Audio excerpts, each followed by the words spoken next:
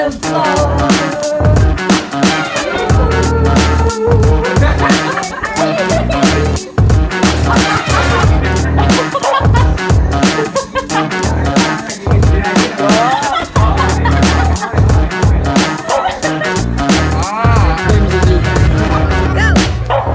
Yo, check this out. Yo, it's Napoli after the Black Dot.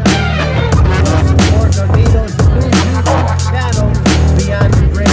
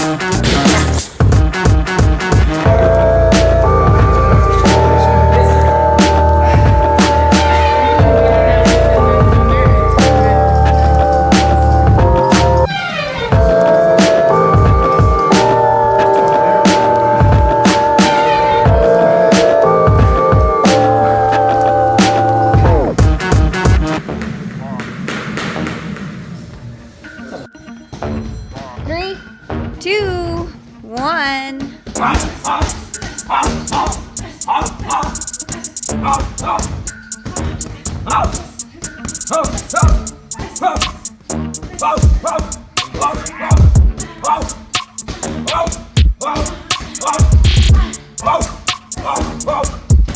One, two, one, two.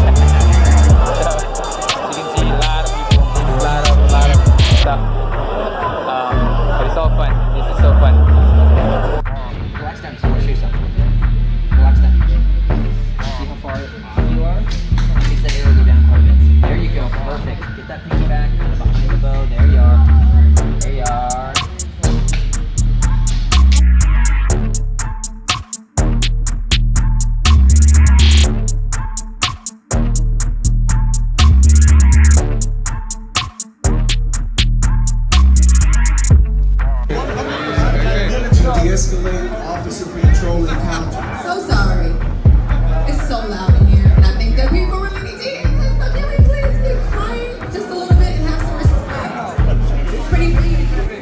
Thank you. That's my bodyguard, Edward Jones. I use Edward Jones.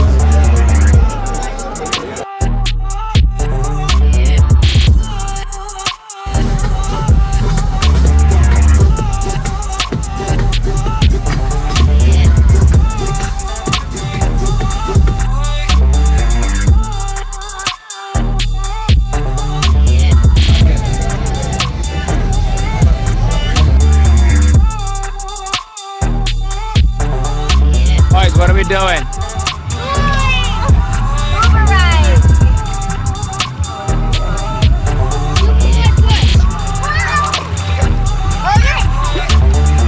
Oh, look at that! He's so cute! Gracias! Dude, this is amazing. This is pretty cool. Igual. I'm a whirling dervish, I always twirl on purpose. I'm so surface level, don't you look behind the curtains. I'm nervous like I'm Nelly. Kelly's so evil, he not a person. What would a good one consist of? I'm probably not as perfect. It's probably not in my bloodline. My faith lies as far as my fathers allow, but truth I control where I land. I choose to be an island. I choose to pick up my plans till they all seem folly, but I guess I change that present to the past tense. Like Paps was a bastard, flabbergasted. Pap has it running pattern, polished, splattered, nothing matters. Twin cut, love, an ugly dancer. I am. Generation violence, part of the nation, not hiding from it all till it all become blinding. Fly across the sky till the blue turn violent, mock the passage of the days all ever I'm in. Don't feel free to chime in, rather keep you tuned out. Stick with flat drink, sip instead of fizzled out routes. I don't need to go your way. You stand and make that face. Life is made of serious work. I don't need to go your way. You stand and make that face. Life is made of serious work. This might be a bold of self-belief. No need for boating schools to tell me peace is found. I find my own ground, crashing my own reef. No beef, all peace. Nah, that bang bang ski ski. You show the counts down. Clown caught up in his own heat. It's a lesson where you learn to shut the demons up. Nah, I'm kidding. You ain't no demon. You my homie, but I'm tweaking, bro. When you mix this and think you got business talking about my track, shut up, bitch. Sorry. I guess I went too far with that one. Guess it's easy to blame the homie for my shortcomings. Should have working for different outcomes. It's all love, but it need to be self-love. Need to do this for me, not for anyone else, No, but but when he starts not to for get your approval yeah. or the words of the rest of, but to feel peace when I walk in the restaurant. Now you fall It forward. should be mine. Yeah, Now I know it's mine alone. Like this, and then they started leaning forward. I don't need to go your way. You stand and make that face. Life is made of serious work. Somebody else. Yeah. I don't need to go your way. You stand and make that face. Life is made of serious work.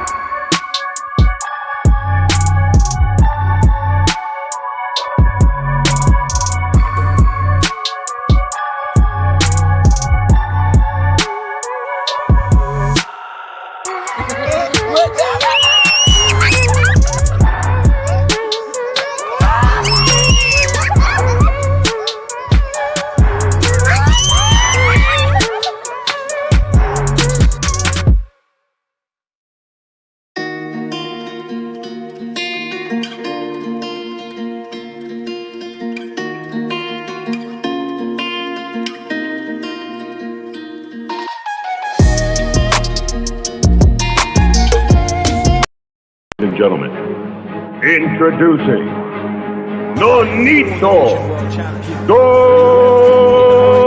Donaire. Could this be tonight?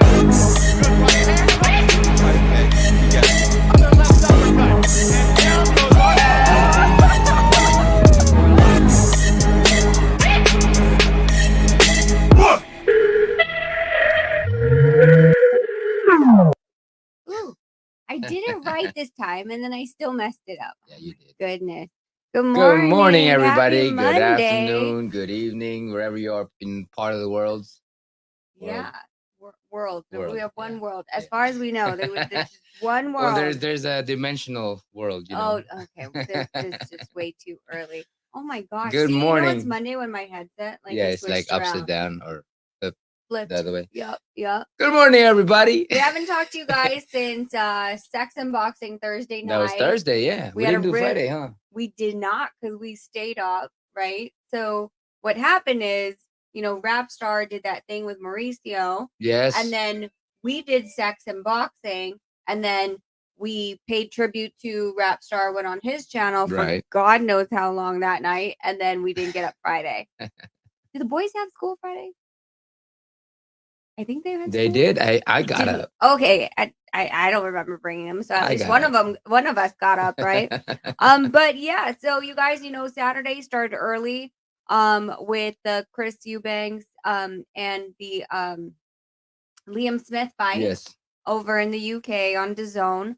I think it started about 2:30 here, on around our time. Yeah, it was by in the the time, afternoon, yeah. yeah, by the time that it came through, we didn't get to watch the undercards. And if there's something you guys want us to watch and break down, leave it in the chats, hit it in the comments, so we can talk about the breakdowns of the fights that you guys want to talk about.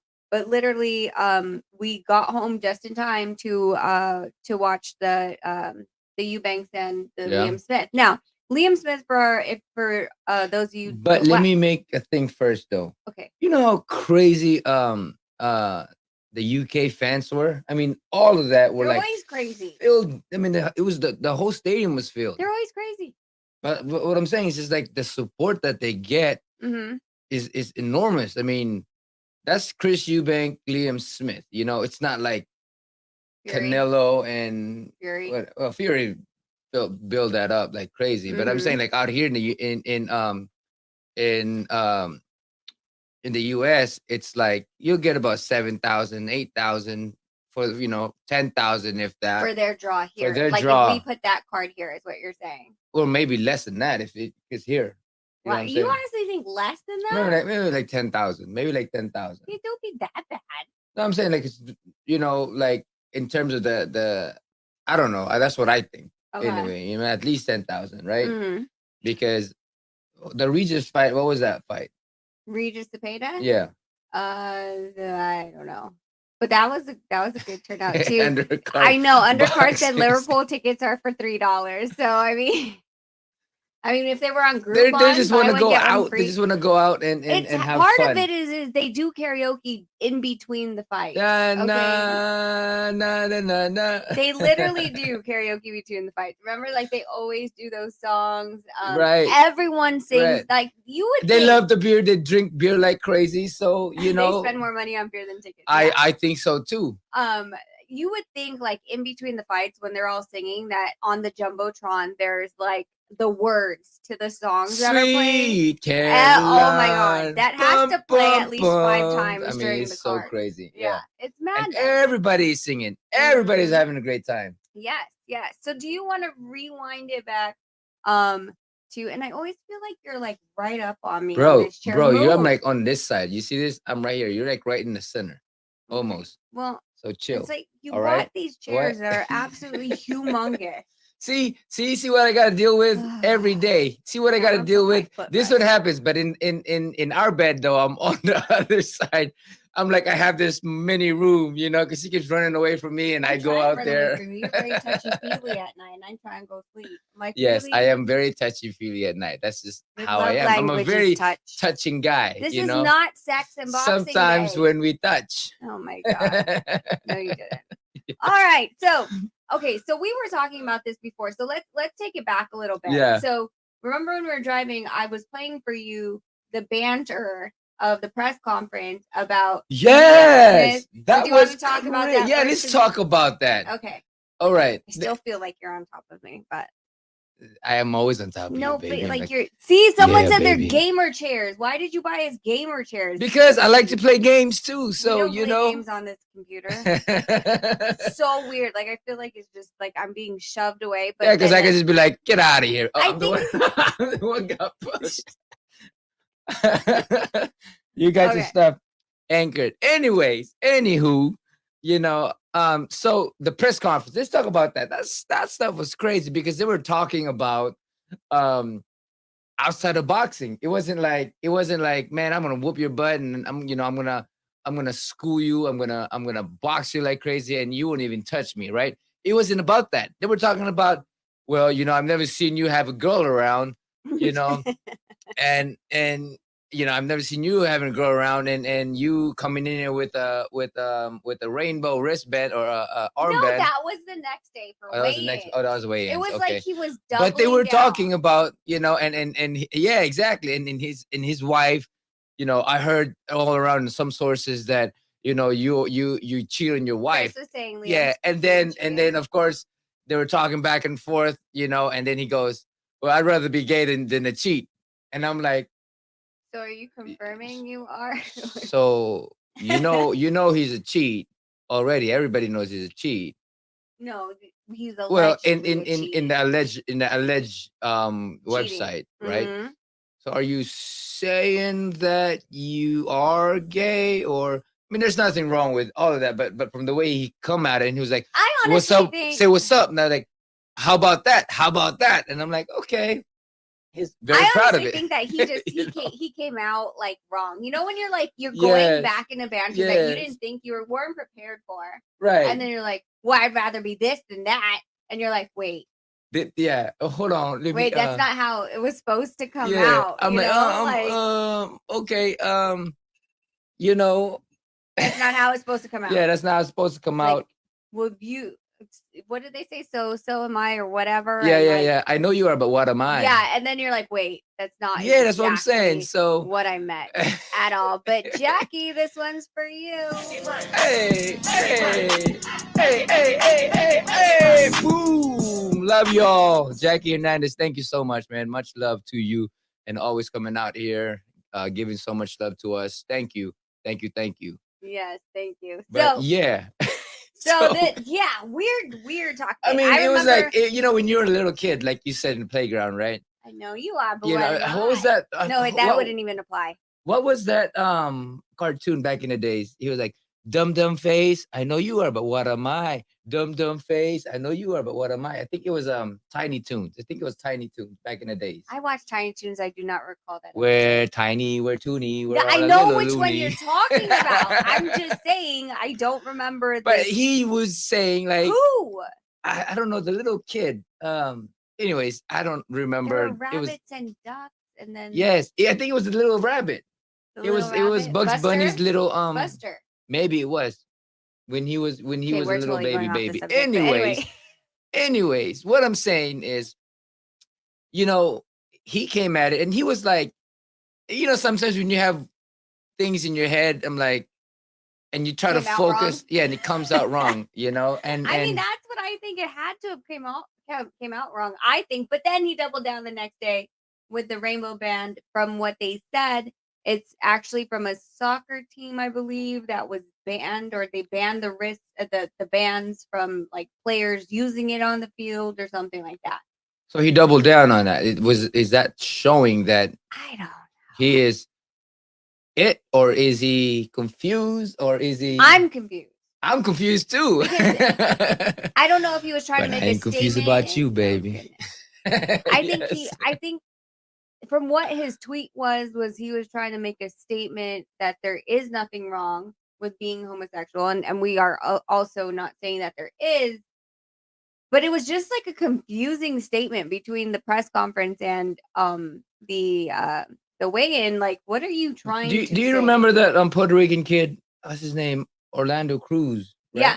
He came out in Yeah. one of the fights. I mean, he got beat in that fight. Like, Did he? Yeah, he got beat when he came out, and in the next fight, he got his butt kicked. I guess somebody was just like, I ain't losing to. I mean, I think Some that people that are is like that. Remember that time back in the days? I don't know what it was. In history, one of the history fight, um, the guy told him, you're gay. He told him, and then the guy just went at him like crazy and beat the crap out of him. I don't remember what fight it was, but it was back in the days, the old school days. And sometimes even at this day and age, there's still some that are very offended by that. Mhm. You know, Yeah. but going back into it, I just did feel like that whole fight. I mean, the whole conference was just out Weird. of boxing. It was the weirdest thing I've seen in boxing. He was talking about personal life and all that stuff. You And know, sexual orientation. yeah, Yeah. No, that was weird. So coming out equals getting your ass hooked. I'm just joking. yeah. No, Emil no. Griffith. I think that was the fight. Marky. He told him, you're gay and stuff, and he came out there and then he's No, just I do think like especially with such a male dominated sport, when people question your orientation, right. they see I feel like you're leaning on me. I like to lean on you, baby. I like to be on Jesus. top of I you. can never like get away from you for just a second. I just feel like, Because because of that, I like was about to get people on the song right now. no songs. Okay. I feel like whenever that happens, like they don't want their masculinity questioned because again, this is a male driven sport, right? Like this is so they Well, when you throw those shots, let me go back though. When you're growing up, it was always you're always taught to be tough, right? In boxing, there was nothing that you can learn. There was nothing else beyond your mind that made you question that at all mhm, because you're working hard. You sacrifice. You didn't even go to dances at times because you're in the tournament and stuff like that in the amateurs back in the days. You were always going in on about boxing yeah, and there was really no questions of your masculinity and stuff like that and when somebody questions you in that matter, you know um you just you don't know how to take it. You're very angry because you feel like you've proven yourself by being in this sport, and all of that stuff. yeah, Just the but that's mentality no, yeah, that was the you know old but thinking, of that's what course, the old thinking was, the old yeah. mentality. Yeah, so maybe I don't know. Maybe I don't know if Liam knows something or he was just trying to take jabs or whatever. I Um, mean, Liam was good at that. I mean, he did it on Jesse, right? yeah. Jesse. We had a great game plan into this fight, and we're gonna talk more about the fight actually because the game plan that I set for Jesse was actually working in this fight in just that single round that Eubank dominated before The he got third round. yeah before he got KO'd. But that was my Yeah, game but he was plan. showing spots of it in the first and He second. did. He He just did. wasn't He consistent. wasn't consistent. But Yeah. on that last round, before he got KO'd, he was showing a lot of that consistency. That was the same game plan I put for Jesse. But of course, Jesse played the game. And this is why sometimes Ali was so good at because he would get into your mind and you would Mm. go out of your game plan. And Liam seems like a nice guy to me. Yeah, Liam was a very, very nice guy. His whole family, his dad, Callum, and everybody, and his the other people that Yeah, was I remember he his came up brothers. to Yeah, Callum during the Smith. medium workout. He's like, I know you're on the other side, but I got to get my picture. Oh yeah, Liam came up to me. Yeah, and he's a great guy. He was very, very nice. His whole family were very kind. They're real boxing people. Mhm. When it comes down to boxing, they take it seriously. Yeah. But yeah, I mean, he played his game. You know what I'm Yep. saying? Yep. So let's talk about the game. So okay, so one of the biggest things before we get into is like let's talk about like when what our game plan for Jesse was and how that was implemented with Eubank. Eubank. I don't know why I keep putting an S on the end of his name. Eubank against Liam and what Liam was doing right. So for us, like when we were watching Liam, I'm glad his name is not Eugene. Eugene. Eugene Bank. Oh my gosh. I'm just saying. I Eugene know Eubank. that's my dad jokes. I don't have enough coffee for this on a Monday. All right. So when we talk about what we were seeing as far as with Yes. Liam is that, he has he sets up really nicely for his straight and his overhand right. His jab is there, but it's not like a very strong jab, set up jab. But he wants you to be on his right side, right? He doesn't like it when you circle to Liam's left shoulder, so this side. And that was the game plan that we also had established. And you saw it with in the third round where it the shots that Chris was putting on Liam was either the overhand over the left shoulder or the uppercut right underneath the arm. And there was one, I don't know, 30 seconds or 45 seconds where he continuously kept hitting Liam with that uppercut, that sneaky right uppercut, right? Right.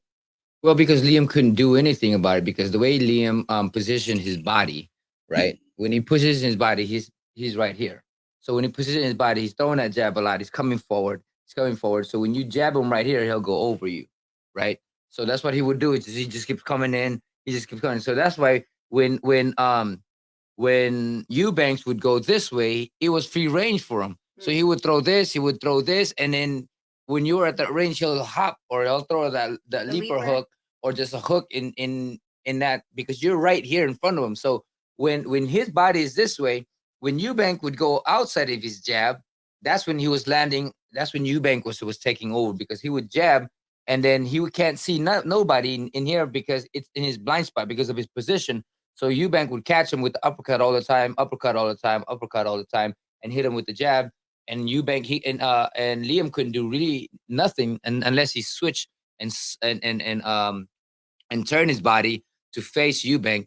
But because Eubank was moving that way, he couldn't do it. But the unfortunate thing is they didn't understand the concept of that position of Do you Liam think Smith. that it was not understanding the concept, or do you feel like because when Eubank came out, like I literally was like, is he trying to fight exactly like Roy Jones? Well, and I think that's the thing, right? Because Roy was there, and he looked up to Roy, and and one thing is, when Roy starts showing you a lot of stuff, he does this, he does a lot of this stuff. His hands is down, he has his shoulder over his chin and stuff like that, like Roy does, right? So when he does all of that stuff, when you see it, you emulate it. As a fighter, your coach is doing that stuff, you're gonna do it too, right? Mhm. And sometimes you know, it all comes down to the strategic move because everybody's their own fighter. If they don't create that personality for themselves and they just kind of emulate the person that was teaching them, then they start fighting like them. And Yeah. I think that's what happened with Eubank was, with Chris Eubank, like he started doing all this stuff like Roy did, you know, and when he was moving his head and all this other stuff, his chin was susceptible to every punch.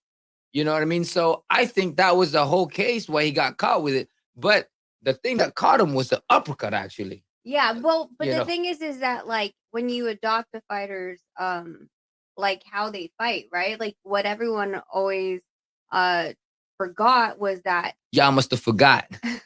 Roy has a very good reaction, Roy right? was the most talented at his best. No one could mess with him because he has his reflex, like he Yeah, was reflex. That's what I meant. like he was a mongoose or a cobra. He was just like bah, bah, bah, and no one could see it. Yeah, but to be able to so when you're mimicking someone, you're just mimicking their movement and not the But you're not reason. understanding Yeah, not the the reason they're essence and moving. the concept In of addition, your muscles yeah. are probably not used to that movement.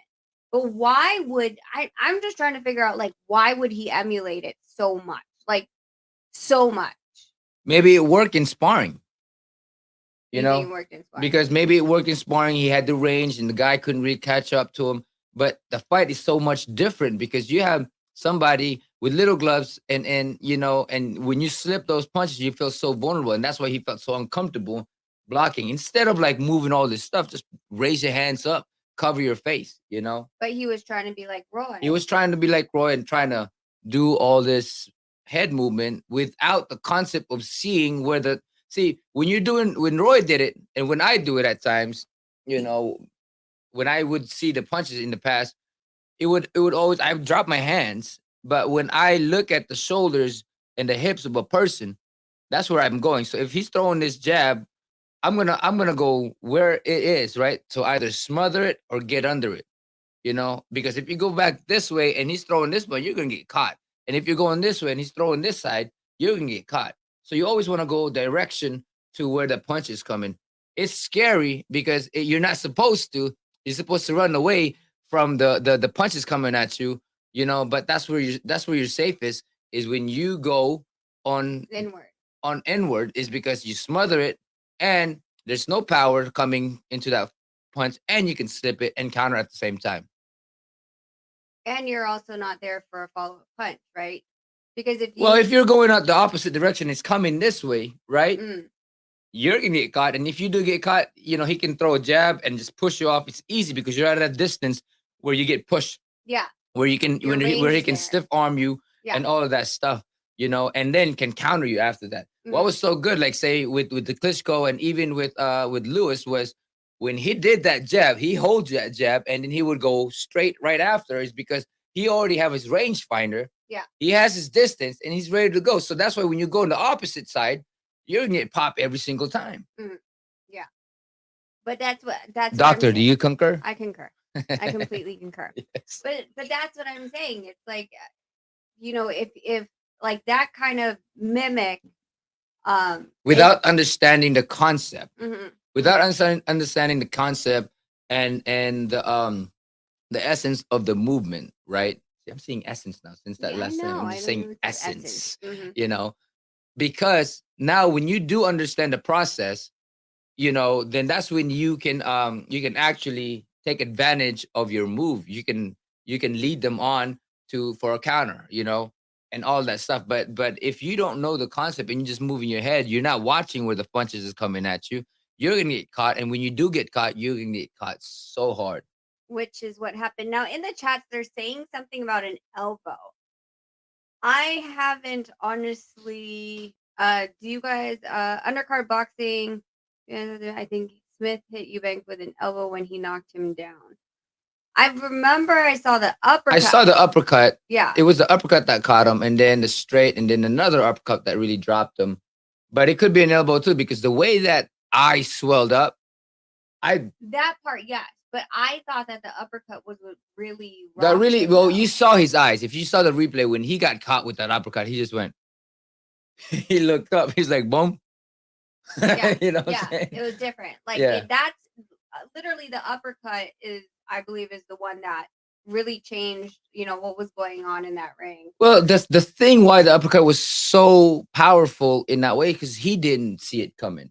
And when you get hit with something you don't see coming, you're going night night, Well, or and you're Liam seeing was stars. Liam was very low at Yeah. that point, and then Well, he was. You remember when Liam would go this? I mean, when Eubank would go this way, Liam couldn't see that uppercut, right? And it would Correct. hurt him, And when Eubank was coming up this way, Liam was here, so he couldn't see where the uppercut was coming from, Mm. right? And that's what made him so vulnerable to the punch, is because he didn't see it coming. Yeah. And when you don't see it coming, twinkle twinkle little stars.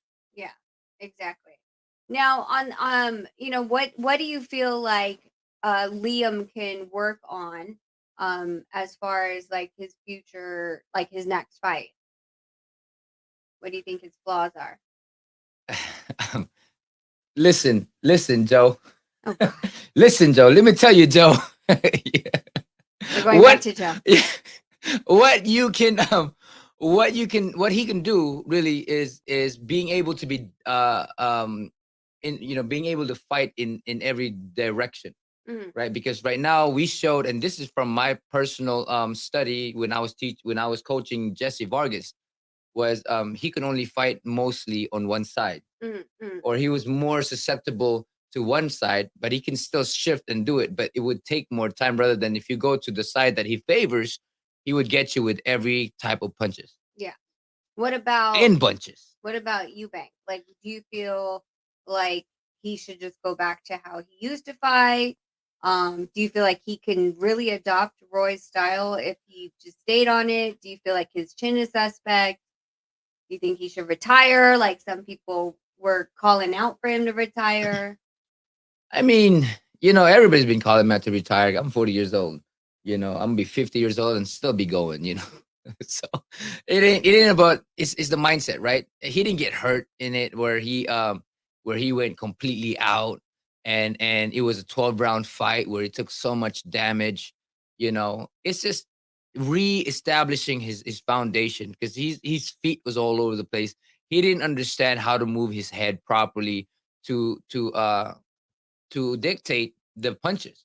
Mhm. Like, say, when you're going this direction, that's coming, and if that is coming, you go this way, right? You dictate where the punches is, so you know where to go. But for him, he was kind of moving all over the place, and what happened is he got caught with it, Mhm. and he got caught with it really good.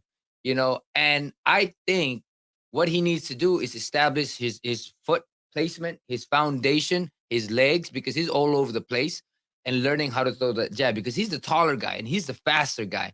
Just throw that jab, establish that jab, move around, lateral movement like he does, instead of just like being all over the place when he got pressured. He was doing really well when he was jabbing Liam. When he was established, Mhm. when he had his legs established, he'll throw the jab, to set up the straight, and no one really wanted to come out, and he would go underneath because he would jab this way, but the straight was cocked to really, really throw it, and people didn't want to take that chance, or at least Liam didn't want to take that chance, and so he ducked down, and when he ducked down, Eubank was throwing that uppercut. Mhm. So I truly believe that in order for him to really come out, I mean, I don't think he should retire if he wants to still fight, because he still has the talent, and he's still young. Um, but establishing his legs, establishing his position, establishing his jab, and doing the right thing rather than being all over, to dictate his body, to dictate the movement, and to dictate his opponent, and to learn how to do that. I think that's what he needs to learn how to do, and that is by using his jab, and knowing his body, where it's going, so that he can dictate the person punches, what Yeah. punches he'll. For me, I would always counter people, because I would always lean, or I would lean this way. Floyd does it all the time. He would lean this way, and he knows that the jab would be thrown, and if that straight is thrown, he will be too far away where he could come up and throw. And same thing with the jab. So he always dictate what the punches was coming at him. And if Eubank learns how to see his opponent and know where to go to dictate his opponent's punches, then that's when he can truly become a better fighter, because he would know and understand what to do and what's going on, right? Yep. Well, so what was interesting is, of course, there was reactions to the fight, and what I was bringing up was, Eubank Senior, from what I understand, had messaged Liam Smith that night and congratulated him, which was really nice. Connor Ben, of course, had to jump into, you know, say his opinion, and he said, Did he "It's a did the good floss? job you didn't fight me. You'd last 2 rounds at 160." I feel like Connor Ben should shut up. Right. I'm just gonna be honest. Like, dude, like you have not said crap about how the hell you got this estrogen, whatever. What is it called? The thing in his system. That is, That he got from eating out his girl. we assume that's I'm how. just kidding. So if you don't know, what we said is we don't understand how he could have gotten that in his system. Maybe he was his wife or his girl was taking this medication, and he was giving oral pleasure down there and was taking in the medication. So we said we were joking that we would do a whole OnlyFans and try this out to see if what I'm taking would, it would pop on his test. Hey, can you put this for me? Undercard boxing did a good analogy on the yes. So when a fighter is caught between two style, man, he is out of his mind. He is out of his game plan, and that's the worst case scenario for a fighter, is when he is training for his style and he's being put another style, and he tries to emulate rather than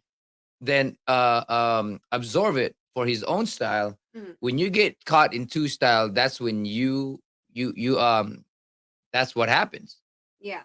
That's exactly what would happen. And that's 100% true statement right there, undercard boxing. I guess that's what they had said at the press conference after. So, Yeah, that makes complete sense because you're fighting yourself on which one. Which one do you pick? Which tool do It's you like go to? my mind is telling me no. No, that's not the same thing. But my body, Literally not the same my thing. body telling me yeah. Not the same thing. No. Literally not the same thing. Okay, so back to Connor Ben. Connor Ben. Yeah, so he was eating, or he was eating. He was doing this. That was our analysis Yes. of a situation that could have occurred because he couldn't have bought organic, whatever it was, in Whole Foods or drank, whatever Coke, and I freaking don't know. But anyway, long story short, dude popped Yes. and ruined like a whole fight card and everyone on it. And then Yes. he didn't take any accountability really for it because didn't he just withdraw from like the And he didn't even say. BBOC? He didn't say anything. No He one didn't said show anything. up to the trial for the BBBOC. Yeah. He sent a letter. Right. Like there is no accountability, so he should just shut up. Yeah. Like he could have fought Eubank, He could have. but no. Yeah. So I want to say what's up to H. What's up, bro? H Bunny, what's up? Paul Fraser's here too. Paul is what's here. up? Everybody's here, man. Appreciate you guys coming in. And yeah, man. Just the whole. I mean, it's easy to step on somebody when they're down, right? Especially you guys have some. It's easy, You know, but he has to. I'm sorry. Like I'm just. I mean, like I said, he doesn't have the right to say it, but he did say it. He had the opportunity to talk the walk, Yes. but he was too busy popping positive for drugs. I was gonna say eating some. Oh my goodness. That is our analysis of how he got could've- it. Yeah. But he didn't even give an excuse. He went silent, and that now you're gonna say something. You had your opportunity to fight Eubank, but you messed up. I'm gonna keep saying Eubank. Yeah. I don't know why, but my whole thing is, and you lose that. Yeah, and he popped twice supposedly from what Undercard was saying, right? I don't I heard about that he had popped like prior to that too. Right. So but I'm not see, that's really the sure thing, about it. man. I've done testing for a few years, 24/7, 365. Yeah, to I was figure out gonna how count many days are in there. Yeah, 5. 24/7, Unless it's leap year. 365. Oh my Yes. So ultimately, man, everybody want to take advantage of all this stuff to enhance. But like you said, you already lost by putting yourself into that kind of stuff. You know what I mean? And there's no accountability, so that's why Well, I'm just he more didn't have irritated accountability. for him to talk. I just want to be like, shut the hell up and sit down. Like you Yeah. can't say shit. You really can't. Like Nah. you can't. You just in no world do I feel like you have any right to say anything. And what would Eubank say? I'd rather lose than cheat. Okay, well, that would have been a better one, though. It would have been a better one. Yeah. At least I fought. Yeah, at least I fought. You cheat. And then what? I swear, Connor Ben was like calling out like Manny Pacquiao. There was another person he was calling out that was in like the 47 division. I don't know, he man. was all over the place. Like, so he needs to stop. For me, like I get it. Like fighters get to say whatever they want. But not when you got disqualified for freaking. First of all, they didn't want to. Cheating. Not even just that. Cheating. Just Really? how Cheating. that whole mess came about. Like Wait, they don't have a T, so it's cheating. cheating. Cheating was like cheating. water. Yeah, cheating. Give me that cheating water. It sounds like you said chicken water. Cheating water. No, I don't. Chicken. I don't think that. Cheating. No. Yes. Yeah, yes. No. No, yes, indeed. No. You got to Oh say my god! cheating. I'm gonna have someone. Is there anyone in the UK in the Cheating. chat? Because Depends where they're from, really. No, I think Cheating. you're messing. This No, up. it's cheating. Really, it's cheating.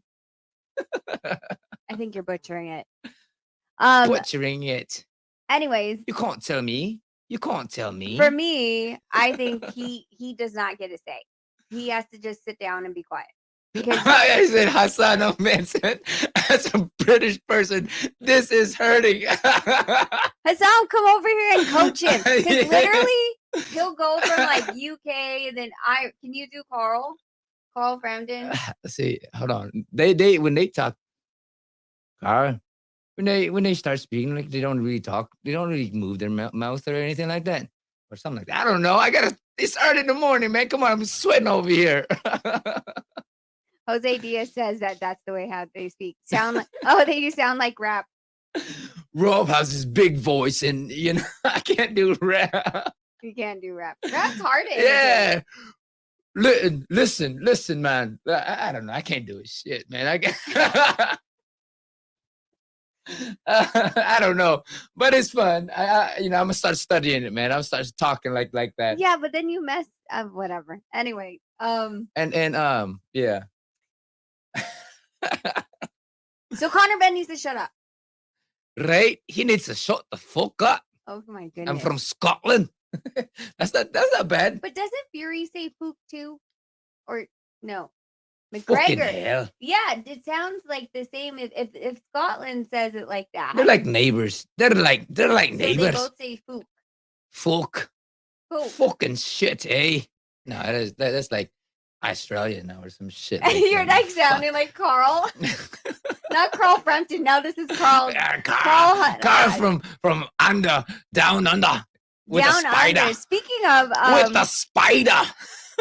My name is Carl, and I love the spider.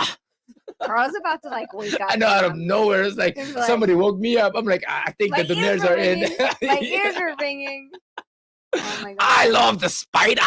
Oh, speaking of Carl, like a lot of people, this is weird. Speaking Skywalker, of Carl, what's up, brother? Hey, Skywalker. Hey, we need to talk to you soon. You have like literally a month before your fight, dude.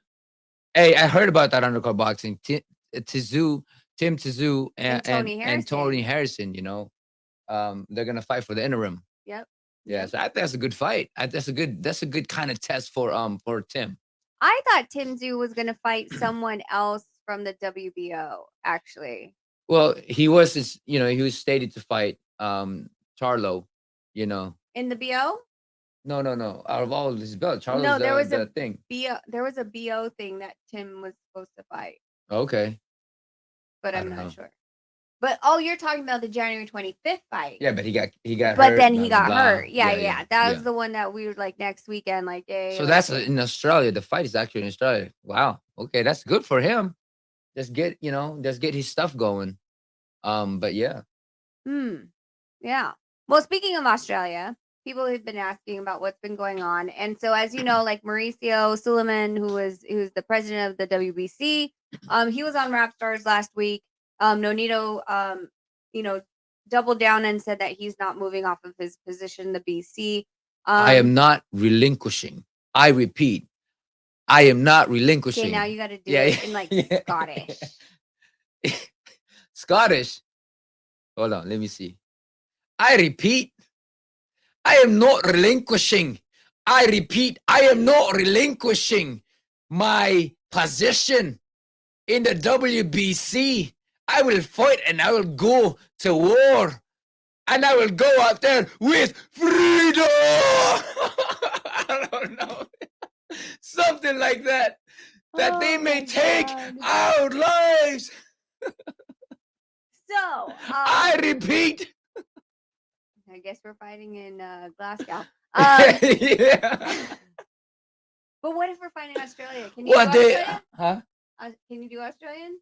I can do Carl. Yeah, I just gotta go with the spider. Easy there, little fella. Easy. No, but look at her. She's such a beauty. Oh my god. See, this is touchy. Just stop touching. She's such a beauty. Oh, easy there, little fella. Okay. So the WBC did send out that email to to start negotiations.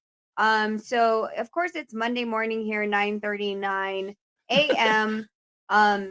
So they hereby ordered the start of the free negotiation period for us and Jason Maloney. It says Jason Naloney here, but it says Jason Naloney on the email. But Um, the whole point is that now the time starts to click, and being that that was just ordered this past weekend, and people were, I don't know, some people don't look at their emails on the weekend. Mine's connected to my phone, so of course I look at my email, but other people don't. I'm assuming that everyone's back in Top Rank offices 9 a.m. on a Monday. It's 9:40, so they might have been there for 40 minutes. Maybe they come in at 10 a.m. But either way, all of this is supposed to start to come to fruition. We're all supposed to start talking, and hopefully, play in the sandbox. Not really sure what's going to come of it until the phone starts ringing and we have discussions. So that's pretty much where it is for now. Marky is asking, how do you feel about your dad coaching Raymore? I think it's a good move for him. Well, that's up to really what my dad wants to do. He has his own life to do. He wants to do. He's in the Philippines right now, so whatever makes him happy and where his career is going. I mean, I'm all for that. I support what he does. So yeah. Yeah, I don't know if he's trying to ask about how we feel about his dad coaching or about him coaching specifically Raymore. Oh, easy. I'm Easy allergic to there, you. little I'm fella. allergic to Easy you. there. Oh, she is such a Stop. Oh, God. beaut. I'm gonna drop the link just so you get off me. All right. So yeah, I mean, as far as his dad's coaching, like he's like Nonito said, he's back in the Philippines. So I'm sure he's been coaching a bunch of other fighters, not just Raymar. I mean, that's his passion. He loves to coach, and he loves doing that stuff. And now that he's in the Philippines, I mean, do what he wants to do. That's the thing, is that everyone is responsible for their own decision in their life. Well, you know what and I just mean? to be clear, his dad actually did move to the Philippines permanently. Yeah, permanently. So now he's no longer in California. Mhm. So yeah, so establishing a boxing gym out there for him, and training fighters is what he wants to do in his retirement, and all good. Yeah. And we're Gabayo is a talented kid. He just needs a little bit more direction. And I don't see it being a waste of time at all. I Yeah. think Gabayo is a formidable opponent. So it'd be good for him to get some insights from senior, especially if he's been with the same people all the time. It's good to travel and get different experience and different insights from other people in the game.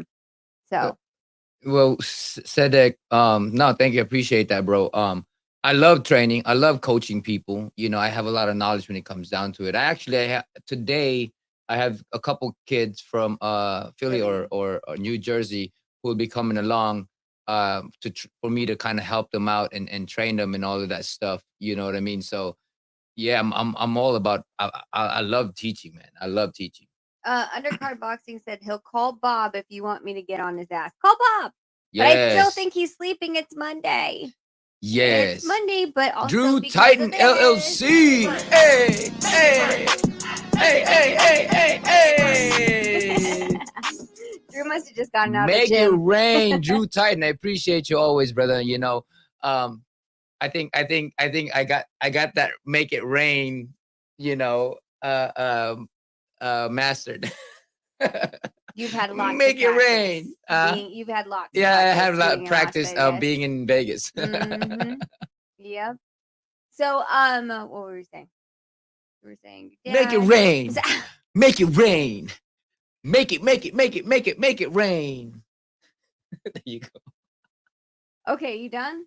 I am done. Okay. All right. So, back to Nonito. Basically, that's all we're waiting. It's just, like I said, the email just came out. Let me see when the email came out. The email came out Today or yesterday? No, yesterday. Oh, it came out yesterday. Blah, blah. So January 22nd. Oh, that was So yesterday, which was a Sunday, and like I said, some people don't sit by their computers waiting for pings to go off. So, I mean, Top Rank, I've seen guys in there as early as 9. Also, I've seen 10. So, don't know when their office hours are, but Yeah. I assume Well, hopefully we get this thing done because I want to get in there. We're Get in the training ring. already. Would you fight in Australia if they try to put it in Australia? I mean, I fought in Japan, right? So for me, But they have spiders in Australia. I mean, I gotta have Carl around. Like he's a spider tamer, you know. He has his little flute. Get over here, spider, or something like that. Ew, can you imagine a bunch of hungry spiders like me? I saw this thing on Instagram, and the kid was like wiping something down on the on something, and all of the spiders is all over the damn place, like millions of them. It was nasty. I'm like, I'm getting goosebumps, man. Oh, I can't do it. I can't do it. I can't do it, man. Undercard boxing say May or April. Let's go. I honestly think. I mean, it's Today June. it's gonna be February. February. I got time for April, I don't think it's gonna be in. but the thing is to put the fight to set a fight, to schedule a fight in like 2 months is very difficult to do. You know what? Technically, well, I'd say late April is Yeah, late April possible, maybe. but I think it's more so May. But Yeah, then when you look at May, you also have to think about like, okay, so let's be honest, Tank Ryan Garcia still hasn't been signed, and that's supposed to be April 15th, right? What if they push their dates back? to May. And then I think they were saying Spence Thurman is supposed to be May. Is Canelo fighting on his Cinco de Mayo? Cinco de week? Mayo. So like we're starting to lose dates here real quick. You know what I'm saying? Yeah. So that's one of the You know, undercard boxing, man. You got a great question, bro. You know, this about being an undercard. You know, if the fight with Shakur and all that stuff, you know, with the it's Japanese fighter. with the Japanese fighter, it's an undercard, and Maloney doesn't really have that imposing. I don't think he's ever headlined before. Yeah, so you know, for me, I don't mind getting it over with. That's just me. My main thing is just getting that title and going from there. You know what I mean? Like I've never really cared too much about being the main event and all that stuff. But You just want to fight. I just want to fight. That's it. That's her job to say otherwise. You know, she always fights for me. You know. Yeah. Yeah. But if So it's just a May date, Cinco de Mayo, Canelo versus John Ryder. See, is that set? I mean, I it's don't think- always in the Cinco de Mayo week that Canelo fight or the Mexican Independent, which is in September. Yeah, but I don't think that's set yet. Because I mean I know he has that date like planted, right? Like that's his thing. But I'm just saying because Benavidez plants March 25th, that'd be too close. Anyway. Yeah. March 25th, April. Yeah, May 5th would be too close for the winner of Benavidez plant. Yeah, that's too close. Yeah. That's too close. It needs So to be a then bigger maybe thing. after the John Ryder fight, then what's the next date? Was it September? No. When's the next date that Canelo always books? September So May 11, and September 18 or something. That's The 3 Mexican months Independent. after I'm not that. quite sure what the date is, That's 3 months after though. but he always did that. Oh. You know, it's okay. always either that. I didn't or really like I never really like paid attention. I always just say like, who will oh. Canelo face after Ryder.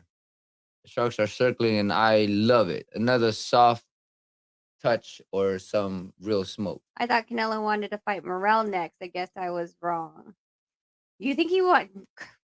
That's a big boy. And we always say every time anyone Yeah, mentions Morrell's a Morrell, big boy, I'm like, man. do you know I how seen big him. that He's guy a is? big boy, man. Yeah, He's a big boy. but and it's funny And because he's one he's of a those- big boy, but he's a playful boy. So he like grabs Nonito, but he doesn't realize Nonito's like this tiny thing compared to how big he is, and he's like trying to grab his trophy and stuff like that. And No, he's a big kid, man. Like every man. I'm a big kid, you know. So you not know. all the guys are big kids.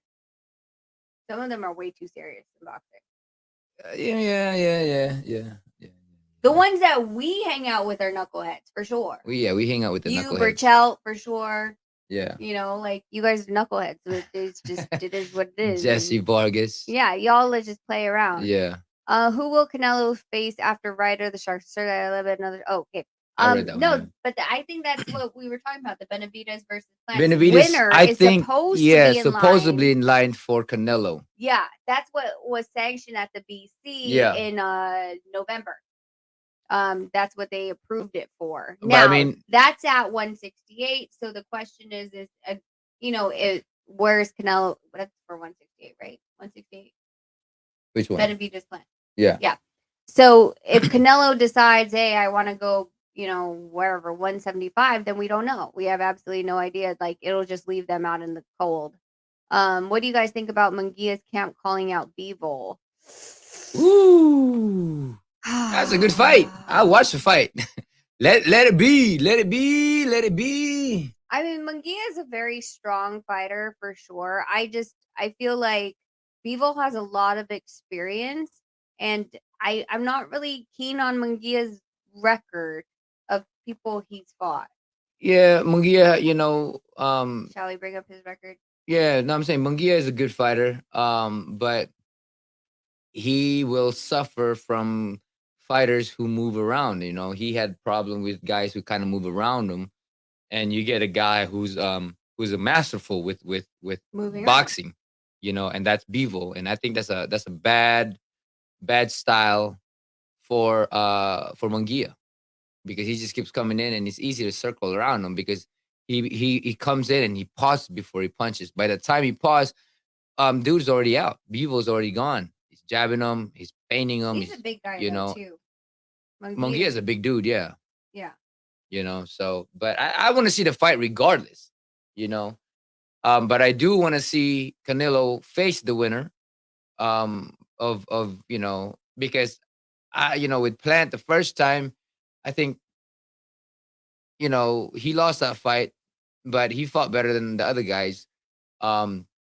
He just now he's trying to sit down on it, but this fight between him and Benavides is going to be the key telling for for Benavides, and if he does get past Plant, he needs that fight, or Canelo needs that fight. Yeah, but Needs to undercard fight saying him. that the WBA had ordered Canelo to defend his WBA strap.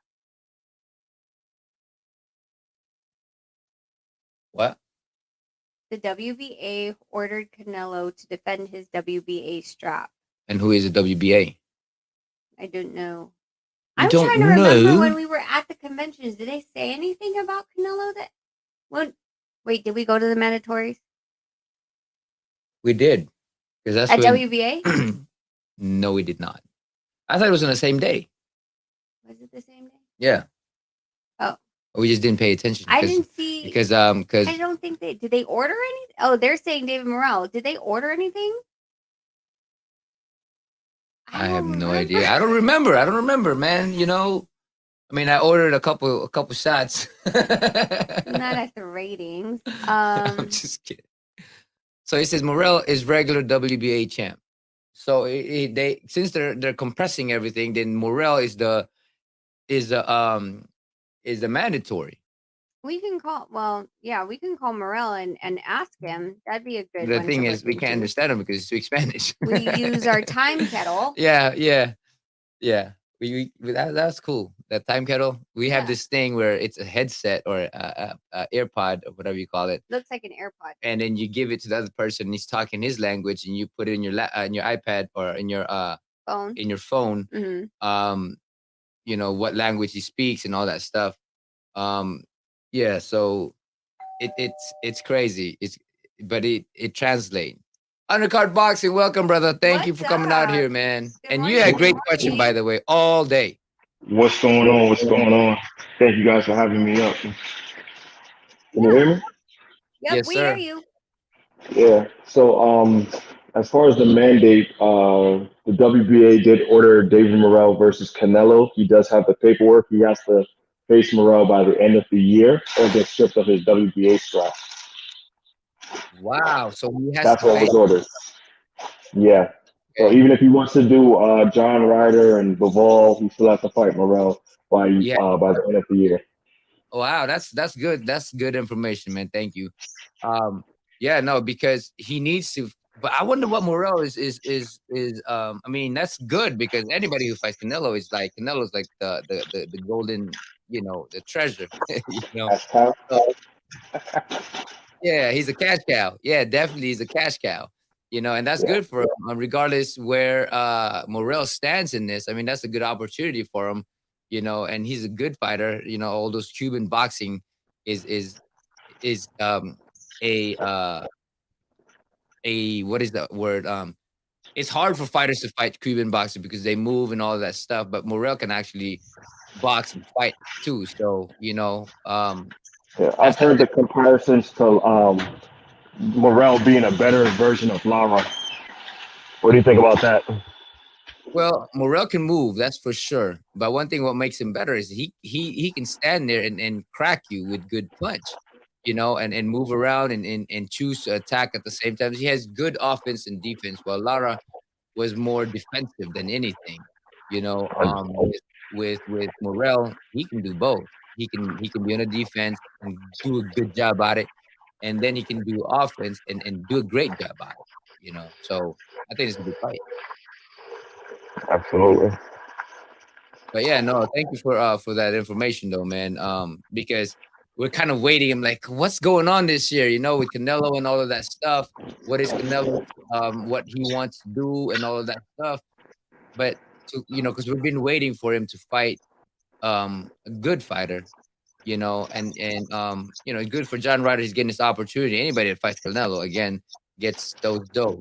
So that's good for all those fighters. Absolutely. You know, but I believe that he might drop his WBA strap or figure out a way to get out of it. you Uh, think so? yeah, because I've already been undisputed. Why do I need? I don't need to stay undisputed. I need to defend it a couple of times. Because he wants to bring Bivol down to 168 and fight him there for his undisputed strap. So he's gonna have I guess the mandated with John Ryder and then a voluntary with Bivol, and they'll I mean, both be at 168. that makes sense because regardless of who he fights, he's still gonna get paid. He's still gonna get paid regardless if it's an easy fight, a hard fight. It's gonna be the same. So that makes a lot of sense because Morel is a up and coming guy. He got power, he can move and all that stuff, and he looks like some like a trouble. It'll be trouble for a lot of fighters to fight Morel. Inside that ring. So why not go for the bigger fight if that's the case? But yeah, I do truly understand what you're trying to say now, though, and it makes sense. If you were to choose Morel being number one, Benavidez being number two, or Plant being number three, who would you want Canelo to fight next? And the chat, you guys got to do those two. 1, 2, or 3. David Benavidez. So number 2. Benavidez. That's what everybody's saying is Benavidez, but Benavidez had to get past Caleb Plant. Plant, true. And I actually like Caleb Plant in that fight. Well, Caleb Plant, if he boxes well enough, using that jab and moving around and then sitting on it when Benavidez comes in, because Benavidez's hands is down when he tries to throw a combination. It'll be like a similar kind of thing with Durrell when Durrell came in and he timed him really well. He sat on it. His power was known and seen in that fight. Now, with Benavidez is different because he's gonna keep pressing, and he's gonna keep throwing a lot of punches, and he does have a lot of power in those punches too, regardless of how many he's thrown. So that just goes to show whether he's capable of sustaining the onslaught from Benavidez and be able to box his way that stops Benavidez from Going to his charging offense. in, from being offensive. That's the key. Now, if Plant can do that, then that'll be a Plant fight. Yeah, but I Samuel also Watson is saying that Plant has to be in the 15-round shape to win that fight. Oh, you got to. That in the fight with Canelo, he was not in the 50-round shape. That's why he got tired. Yeah. Breadman Edwards is going to change that, but I don't think people are looking at the Anthony Durrell versus David Benavidez because the fight ended in a knockout. But Anthony Durrell was winning that fight. He was outboxing Caleb. He was getting frustrated trying to chase him around the ring. And it wasn't until that cut that, the fight kind of changed in David Morrell. Oh, we lost you, bro. There you go. Oh, I'm here. I was saying that Anthony Durrell was outboxing David Benavidez until he got the cut over his eye and had to change his game plan. But people, because the fight ended in a knockout, all they saw was the knockout. They don't see that David Benavidez was really struggling with Anthony Durrell. Yeah. I mean, like, that's usually, always, they're like, well, the game plan was going great until it didn't, right? Right. Yeah. Is that like anything can happen in the fight? Yeah, anything can happen in a fight. Yeah, one shot, one opportunity to seize everything you ever wanted. One moment. It's literally like he I always love makes those. Every sure time you you go up into a song, I'm like, yeah. That's me, man. he My head finds is it all the musical. way. Yeah, My we're head like is we live in a musical. musical in our house. Like you can't say one thing that won't lead into a song. Yeah. And then you're just waiting for him to break out and dance and do like a flash dance of everybody coming out and dancing all together. It's just this has been like a thing. Out. Is that what Eubank would be singing? Oh my I god! want Stop. the world to know. No. You're bringing us back. You're singing some classics. I like it. I love it. Coming out. Come on, everyone in the chat. Yeah, everybody, come on. I want the world to To know. know. Let it So, Oh man. thank you guys for having me up. I'm gonna jump off, let somebody else come up. Thank you guys for giving me the time. Thank you for your Like and question, brother. subscribe. Thank you for your question. Thank you for your information, man. I appreciate you coming out here, man. Please do come in the next time too, as well, brother. I appreciate you. Not a problem. Thank you guys. And you gotta sing with me. One of these days, we gotta have a karaoke, and everybody come in here, sing, and we get the people to boot you out. Like if people, Yeah, if you're said, bad, absolutely. I love it. yeah, let's do that. Let's do that. All right, brother. I appreciate you, man. All right. All AJ all day. What's up, brother? Oh, yeah, Afro Samurai. What What's up? up? What up, y'all? You already know I'm a diehard Afro Samurai fan. Oh man, me too, bro. Me too, man. Yeah, my boy, one of my good friend. He loves that stuff, man. All day, you know. Yeah, I he's literally watch it like every 2 months. I really do. Like we're just rewatch it on repeat, man. It's like it's a habit. It's become a ritual of mine. Dude, I'm telling you, man, Afro Samurai is dope. Because like for me, I love samurai stuff in the first place, you know. Oh hell yeah, hell yeah. You know, you get the hip hop type of scenario with Afro Samurai, man. That's What do you dope. know about hip hop? What I know about hip hop? Don't worry about what I know about hip hop. Okay, come on, man, stop calling me out, man. You know, it's But just the new genre, the new I'll tell age you, samurai. but dude, I'll tell you, I'll tell you what, like the anime was good, action, like everything else, like just the voiceover. But I'll tell you what really made the show, the soundtrack. That was some genius work by the RZA of Wu Tang.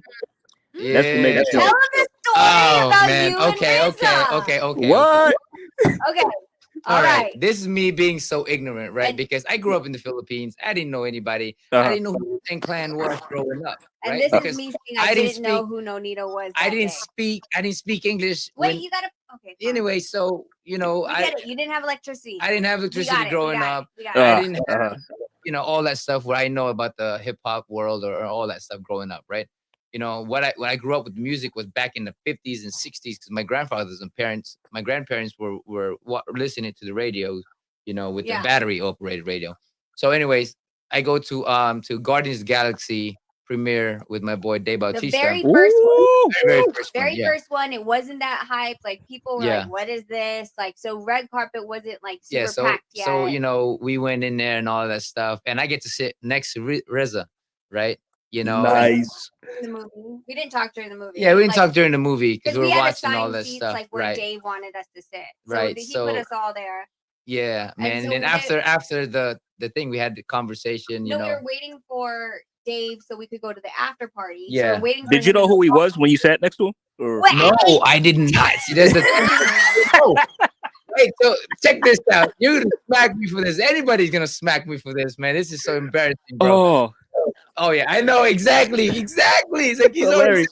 That's hilarious, bro. Oh man, it's crazy. So That's why I'm I standing was right next. there, and there's So nothing I can do RZA was to there, watch and this his manager train was wreck. there, and I was like, "Yeah, man, my name's Nonito Donaire," you know, because he was asking who I was and stuff like that. I'm like, "Yeah, I'm a professional boxer, world champion. I'm a great friend of Dave's," you know. And he's like, "What's your name, brother?" You know, I was like, "My name's RZA." I'm like, "Oh, cool, man. What do you do?"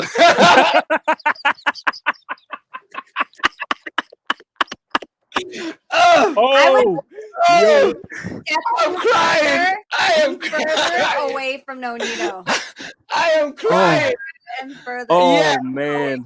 I was like, yeah, man, nice to meet you, brother. You know, how do you know Dave? Oh, we did some movie together. I'm like, oh, okay, cool. I'm like, you know, but before that, I was like, you know, first, you know, he was saying, you know, what's your name, blah, blah. And then his name's Reza. You know, I said, so what do you do? You know, I'm like, well, I had a movie. He was very polite. I did a movie with Dave, and then it didn't occur to me that they did the movie The Man with the Iron Fist. Yes, the Man with the Iron Oh, Fist. that! Oh, I love that fucking movie. That movie is awesome. If there was a wall next to me, I've I would seen have the hit my movie, head but on I the didn't wall. register. I didn't. Yeah, For me, yeah. It just didn't click right then, right? Yeah. Yeah, it didn't click to me. It didn't click to me. And secondly, I was just like a little kid in a candy shop, right? I was just like, wow, look at this. This is cool, man. This is dope. I Nice. met this dude and he was very polite and he was like, yeah, I was in the movie with him and all this. And I'm like, oh man, that's dope, brother. I appreciate you, man. And then I came to talk to her. I was like, hey, that dude next to me was pretty cool, man. I think his name is Rizza or something like that, And he's like, RZA, like Wu-Tang Clan. I don't know. Yeah. I was like, I don't know you. Yeah, man. Yeah, he's like, I don't know you. And then I was like, how do you not? And he's like, oh, okay, Wu-Tang Clan. I was like, first of all, you've also watched the damn movie that he was in, and you're acting like you didn't watch it. I'm no, like, because I don't look. I was just kind of having a good time. Costume? No, you see his face, but when I looked, I mean, you weren't really looking at him like that, right? It's like I wasn't looking at him. Right, yeah. I wasn't like, oh, I was just, I'm like, this dude was really good. He was very polite, very fucking polite, and he was just really cool. And I had said that, man. I was just like, damn. Don't feel bad, bro. It's all good. It's all good, man. I don't fault you for it. I asked him though, bro. I'm like, hey, so yeah, man. I appreciate you, bro. What do you do? Oh, I love it, man. Oh, thank you for sharing that, man. I appreciate it. That's me being me, man. I love life. I love people. And I mean, if I've ever seen him, I see him again. I mean, I'll just be like, he'll probably be at the next one. Yeah, and then on yeah, man. As a matter of fact, he actually had Are you guys familiar with Tony Jaa? Yeah. Y'all see in his movie The Protector? Uh-huh. Did you see the sequel? No, I don't think I have. RZA played the villain in the sequel. He played like some guy who was running like a bunch of underground fighters, and he wanted Tony Jaa's character, but he played the villain in the sequel, and he actually did a pretty good job. He actually owned Tony Jaa during a fight scene that showed, he could scrap, he could fight. No, I haven't seen that one. No, I'm like blanking out, man. I'll be honest, the sequel wasn't as good as the first movie, but it's still kind of worth a watch, even just for RZA's performance, because he did a pretty good job as the villain in that film. He played the antagonist, so he was on point. He was pretty good. Man, that's cool. That's dope, man. But yeah, that was my story, man. Nice. Oh man, I don't feel bad at all because I didn't know. Honestly, don't. It's all good, man. We all happens to the best. You felt bad about it. I'm not talking to you no more. I can't believe you did that. Wu-Tang Clan. You know who they are? I'm like, no, I do not know who they are. I came in the country. I didn't speak English. So yeah. Well, I mean, he does that a lot, though. Like last night alone, he was asking me about like this one boy band that was really popular in the Bay Area, and he's like, "Hey, who are these guys? They're verified on Twitter, on Instagram, and they're messaging me." And I was like, "Who?" And he tells me their name, and I was like, "Hello!" And I had to pull up Spotify. I'm like, "These are their songs," and he's looking at me with a blank stare. I'm like, "What group was it?" Legacy. Yeah, it was like those Asian group. Yeah, it's like Asian. Got you. Okay, got you. Okay. Yeah. So they were back in the days, all love songs. That's what it was. I mean, baby everybody. Making music. Yeah. That's right, baby making music. Nice. The question for you guys, what was your prediction for the Smith Eubank fight? I probably came a little late, but I've just been different hearing. Did you guys pick Chris to win, or? I had Chris higher, and I thought Chris was gonna outbox him to throw that jab and all that stuff, but Liam, I knew that Liam was gonna if Chris wasn't ready for that the pressure. The pressure, I thought that Chris was, if he gets past the pressure, he wins by unanimous decision. That's what I said. Right. In between from the 9th to the 10th round. Or the 8th to the 10th round, if he gets past that, I think that it would be, he would most likely win it. But that's when Liam will break you down. It's those later rounds just before the championship rounds, and if he doesn't get past that, Liam was gonna take him out. Got you. I mean, because me, it's like what was shocking to me is how quickly the fight ended. I mean, I was going with Chris too. I thought that I was picking him by stoppage, but I was more content. I kind of changed my mindset. I think he might win this on points because he hasn't really been stopping a lot of people lately in that fashion. I mean, I paid attention to his last fight with Liam Williams. Even though he had him down like 3 times in the first 4 rounds, he just coasted and just, I guess, seemed to win on points. And he kind of like, and Liam actually managed to get back into the fight in his own way a little late, and he still won on points. But so I was just content with a Eubank by decision. But how Liam just put it on him like that in that fourth, and Chris just welted like that, it's like, oh my God, like what surprised to me too. What the hell? Literally, I was like staring at my screen in disbelief. I'm like, what the hell just happened? Like, Yeah. like, Well, especially how the third round went, like for like like he looked great, and Chris put it on his ass in the third. Yeah, he couldn't get touch. It was throwing those punches. He was landing uppercuts, like just controlling him with the jab, and I thought, okay, it's not long. Like Chris might get him out of here in like the next 2 rounds. I think Undercard Boxing was the one that said this. How he got caught with two styles. Because when you get another style and you get caught with the other style, I mean, it'll mess you up, man. You just get out of focus because your body wants to do this, but your mind goes this way, or your mind goes this way, but your body goes this way, and it'll mess you up. It'll mess you up, and that could be why he fought that way. Yeah, but I mean, because it's like, okay, you got Roy Jones as your trainer. I love Roy, one of my favorite fighters, an absolute legend, but you're not going to fight like him, man. You're just not. You know what I mean? Nobody can fight like Roy. Nobody can fight like Roy. Like nobody can fight like Mike. Tyson. Exactly. Exactly. A lot of people have been trying lately how to do that Mike Tyson role. They don't understand. Cambosos tried to do it against Haney. Cambosos tried to do it. Bouts tried to do it a little bit when he did this stuff.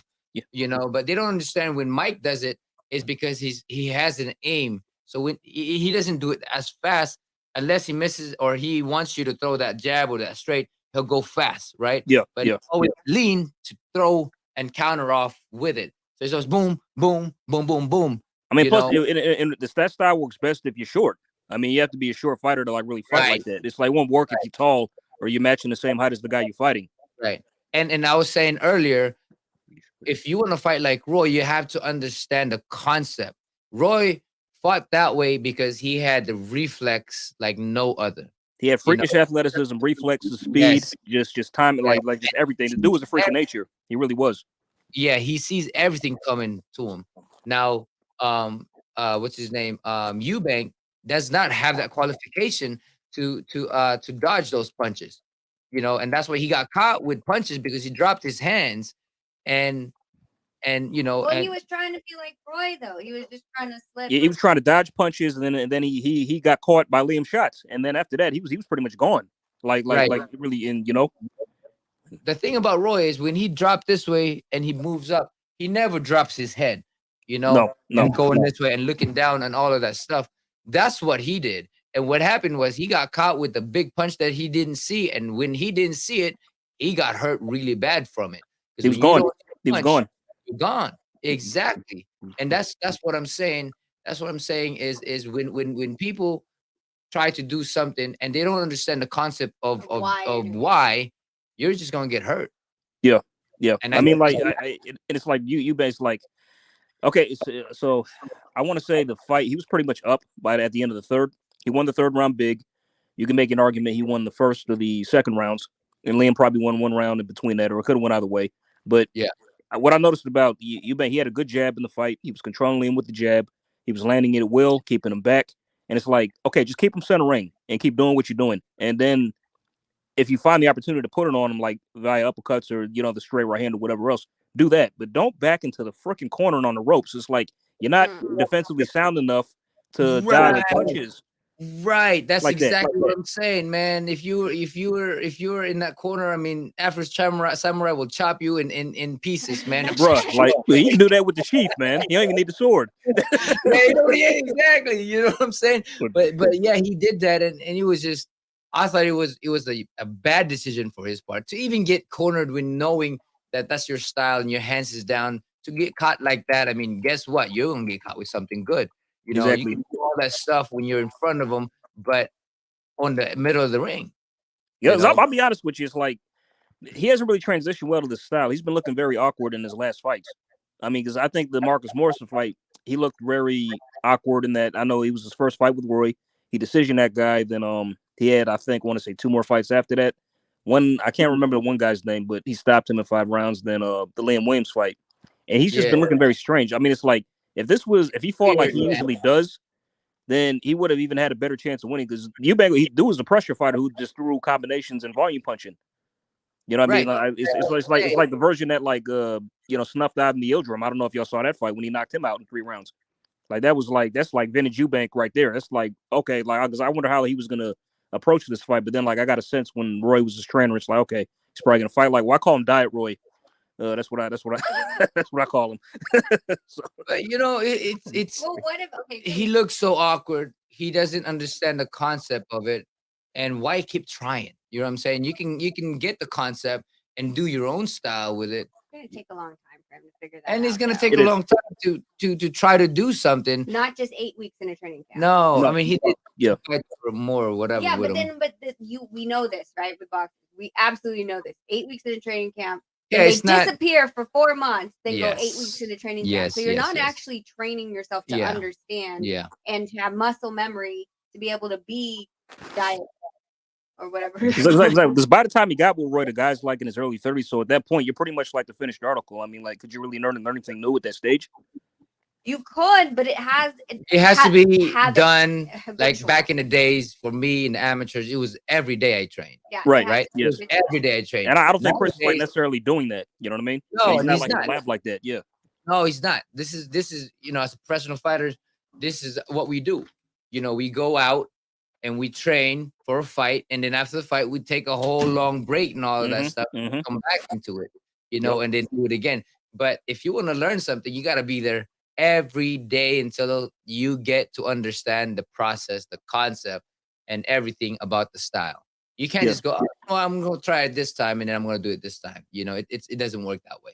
It's not set into your muscles or your programming just like that. It's like, I mean, because also like another question, do you guys think that he was possibly weight drained?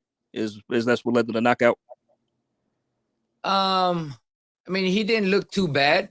He did. I don't think so. I mean, Chris usually stays in shape, so it's like I mean, like especially when he's on scale. But yeah, and he didn't look exhausted or tired. He just got caught with the punch. I mean, but after that, it's shocking to me because like Eubanks he's got a chin, and I don't ever recall seeing him hurt really in a fight before like that bad.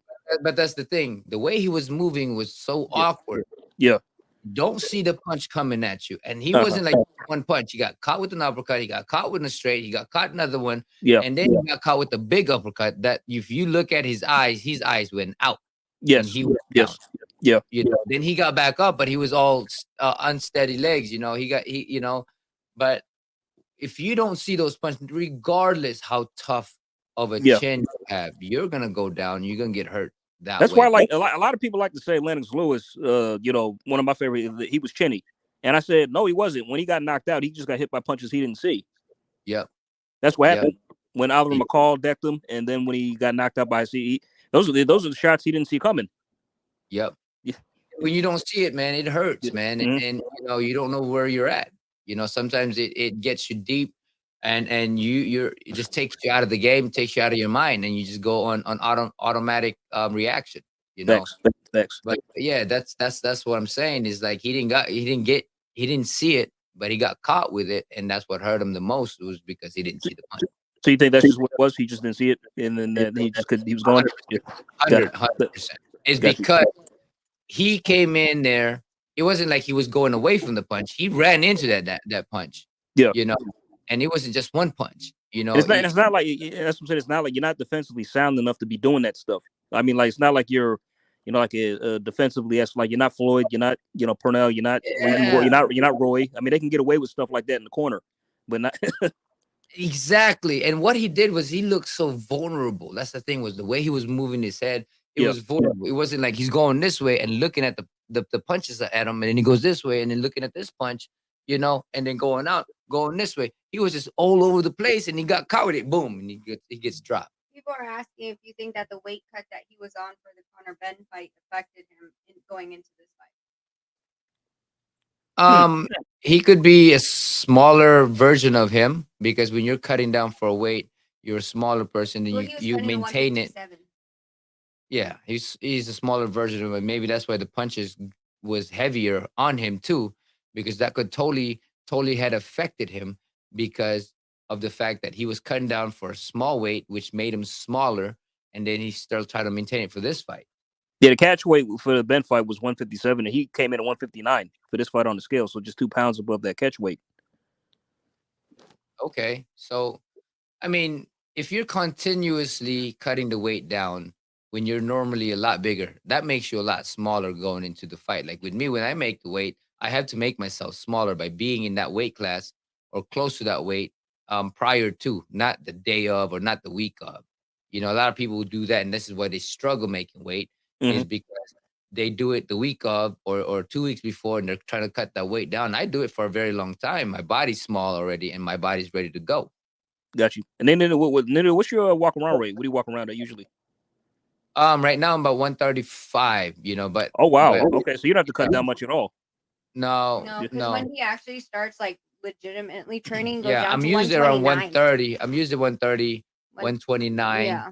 And then by the time he hits 12 rounds, he's down to like 24, 25. 22. Yeah, maybe 22. No, the 12 round. By the time you hit the 12 rounds of sparring, that's like closer. That's like 3 weeks. Yeah, about 4 or 5 pounds. I'm about 4 or 5 pounds. Yeah. Once he But steps then, of out course, I go back and I drink and eat and all that stuff. So the week of the fight, I'd like to be around 10 pounds. So that I just drop 2 pounds every day. Yep. And you fought But at 126, man. Massive props, because like the guys 126 are probably huge compared to you.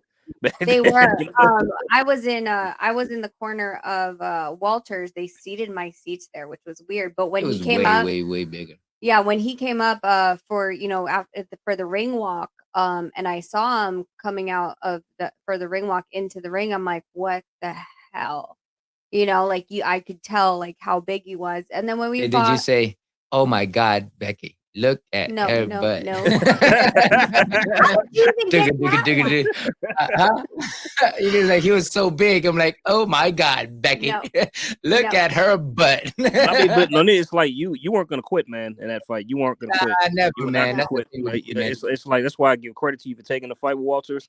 Like I was rooting for you, but it's like and it's another fight I hate watching, man, because I'm such a dire fan of you, man. And I just hate to see you lose. Yeah, no, I appreciate you, brother. But that's part of it. You know what I'm Yeah. saying? For me, I always put myself in a situation. I might lose, I might win, but because I'm not searching, but I am climbing to get to the higher level of it, get all the belts. That's the goal that I have right now, and I'm gonna do every possible ways to get those fights. Well, we were at 26 though too because it was like this never-ending chase for Abner Mars, Leo Yeah. Santa Cruz that never ended. I mean, we could still make the Mars fight, but he's fighting at 35 now. Yeah. Oh God, you'll obliterate Mares at this point. Like that wouldn't even be competitive. Yeah, but that's No, why he was trying to get up there with she actually saw him on the Regis fight and asked him and like, when are you fighting no Nito? No, he said something. Someone asked, That's her though. That's he her. said something. He said something. I don't know. Someone asking him a question or something, and then he's like, "Yeah, I'm trying to look for my next fight." I was like, "Why don't you fight Nonito?" And he completely ignored my question, and I was like, but that's literally like I think was it at 22 that you guys were supposed to fight, right? It was 18, 22, and then we started just chasing him to 26. Yeah. So that's the they'll let fucking turn his ass into jelly at this stage. Like yeah. And then when we fought Carl Frampton, we went into his dressing room after, and you could see he was notably bigger. We asked him, we're like, dude, what are you walking in the ring at? He said probably around close to 150. Yeah. So, wow. So I could imagine crazy. Walters was probably around 145, 150 the night of our fight too. And so, I had told Richard, I was like, we need to go back down. And he asked, he goes, I was like, I heard there's a tournament. He goes, you think you can make 18? And he was like, that's easy. I was like, ask Nonito. So he asked Nonito. Nonito's like, yeah, I can make 18. And he looked at me, pulled me aside. He's like, no, seriously, can he make 18? I was like, if he says he can make 18, we'll make 18. And sure enough, he made 18. That's when you had your career renaissance, my brother. I mean, it's like to this day, you were the only man that gave Inoue his toughest fight. in that first fight. That was, oh my God, what a fight! What a fight that was, man. Yeah. So let me ask this, Nonito, what did you learn from going to the corner versus no? I was the same. It was the same fate as Eubank. He wasn't Um, in the corner. well, Well, the second round was, but the first round where Oh he yeah, well got you got dropped. Yeah, you got dropped. Yeah. so this is Inoue was in the rope, not Nonito. yeah. So going back into that, I mean, what I learned, if I'm gonna go back into the Eubank stuff, and all people telling him, oh, he needs to quit. Again, it's just a matter of resetting his game plan and going in there with focus. For me, and the last fight, I had a lot of issues going into the fight. I mean, again, no, not discrediting Inoue's ability because he's a great champion. Hmm. But we didn't have anybody to warm me up going into the fight, and we had a great game plan going into it. I got caught with it, and this is why when we're talking about getting caught, it takes you out of the game. It hits you hard enough that you just for me, my natural reasoning is to go out there for the kill. Kill or be killed. That's Right. what it was for me. Yep. And some people would run. Hmm. Some people would run and hold and survive. For me, my natural ability was just fuck it, go for it. Let's do it. So one thing I've learned from it is always be prepared, always be ready. Always be step ahead of anything that can happen in a fight. Before the fight has to be prepared 100%, and that's something that she had prepared me going into this fight, but I didn't listen to her. And so I take full responsibility of how the fight went because of my decision in not trying to prepare for myself before the fight. Because the fight is good, it can be great, but if you don't have anything to prepare before the fight, that fight's already halfway taken from you. I think you just need to clarify that for anybody because you keep saying about preparation. Like we were Oh, preparing for so the fight, so but we were prepared for the fight, going to this fight, going to Inoue's fight. But one thing was, my dad was supposed to go in Japan with me, but he ended up like 2 3 months before he ended up getting his knee surgery and he couldn't make it. But I Yeah, was yeah, hoping, yeah. I remember that you mentioned that in the past. I remember. right, Yeah, yeah. hopeful that he was gonna show up. So I didn't get anybody because she was telling me, man, we got to get a mid guy to warm you up. And I was just like, no, I think my dad can make it, you know. And I didn't listen to her advice. And so I had to, when we went to Japan, I didn't have anybody to do the mitts for me. So we hired some guys from Japan, and they promised they were gonna be there. But when I was during the fight, during the warm up, they wouldn't let the guy in to do the mitts with me. So I didn't have Mm. anybody to warm Wow. me going into the fight. And that's how that fight ended. I mean, again, I got hit with a good punch that at the right spot. But I think personally, if I was warmed up, I'll be able to see those punches because it didn't land those punches in the beginning until it was later on that those punches were landing on me because we were both tired, but it wasn't in the beginning. And if I performed the game plan that we had, I think it would have been a very, very, very different fight. But one thing I've learned was to always prepare myself. The best key is for me to be prepared 100% before the fight, so that in the fight I'm 100% ready. Facts. Exactly. Damn, that's unfortunate, man. But like as I asked you this before, and I don't know if you remember, but you said you would fight. You still would fight, and only a third time. You still would if you had a 100%, chance. man. I gotta get myself in there. One thing that I gotta do is prove to her that I got the capability to do it. She has my career in her hand because after that fight, I'm the one that messed up. So I said, you know what? She came up to me and said, you know what? I don't like seeing that. I don't care if you lost, but I don't like seeing you fall like that. That hurts me most than anything. Of course, of course. So I told her, I'm like, okay, if I'm not showing up in in the training camp, then you have the right to take me out of the game completely. And so that's our deal right now. Is if I don't show up in training, then that's done for me. It's a You wrap. know. So, That's yeah. it. So she has that letter of was it resignation? yeah, and I think like the whole thing is it's not so much that he wasn't showing up for training. He always does. He even shows up a lot of these 23, 22-year-old boxers In sparring and in strength and conditioning. He's the one leading the pack. It's more so just, like really listening to the reason I'm saying that. And of course, this was a weird dynamic, right? It wasn't just any mitt holder that I could say, dude, just let him go. We're going to get another one. It was his father. So Right. it was Yeah. a weird So I had dynamic a for very us. good connection, and he was a guy that really understand me. He's my dad. He's the one that taught me how to box in the first place. So we have our bond. But that's why I didn't want any substitute on a big fight.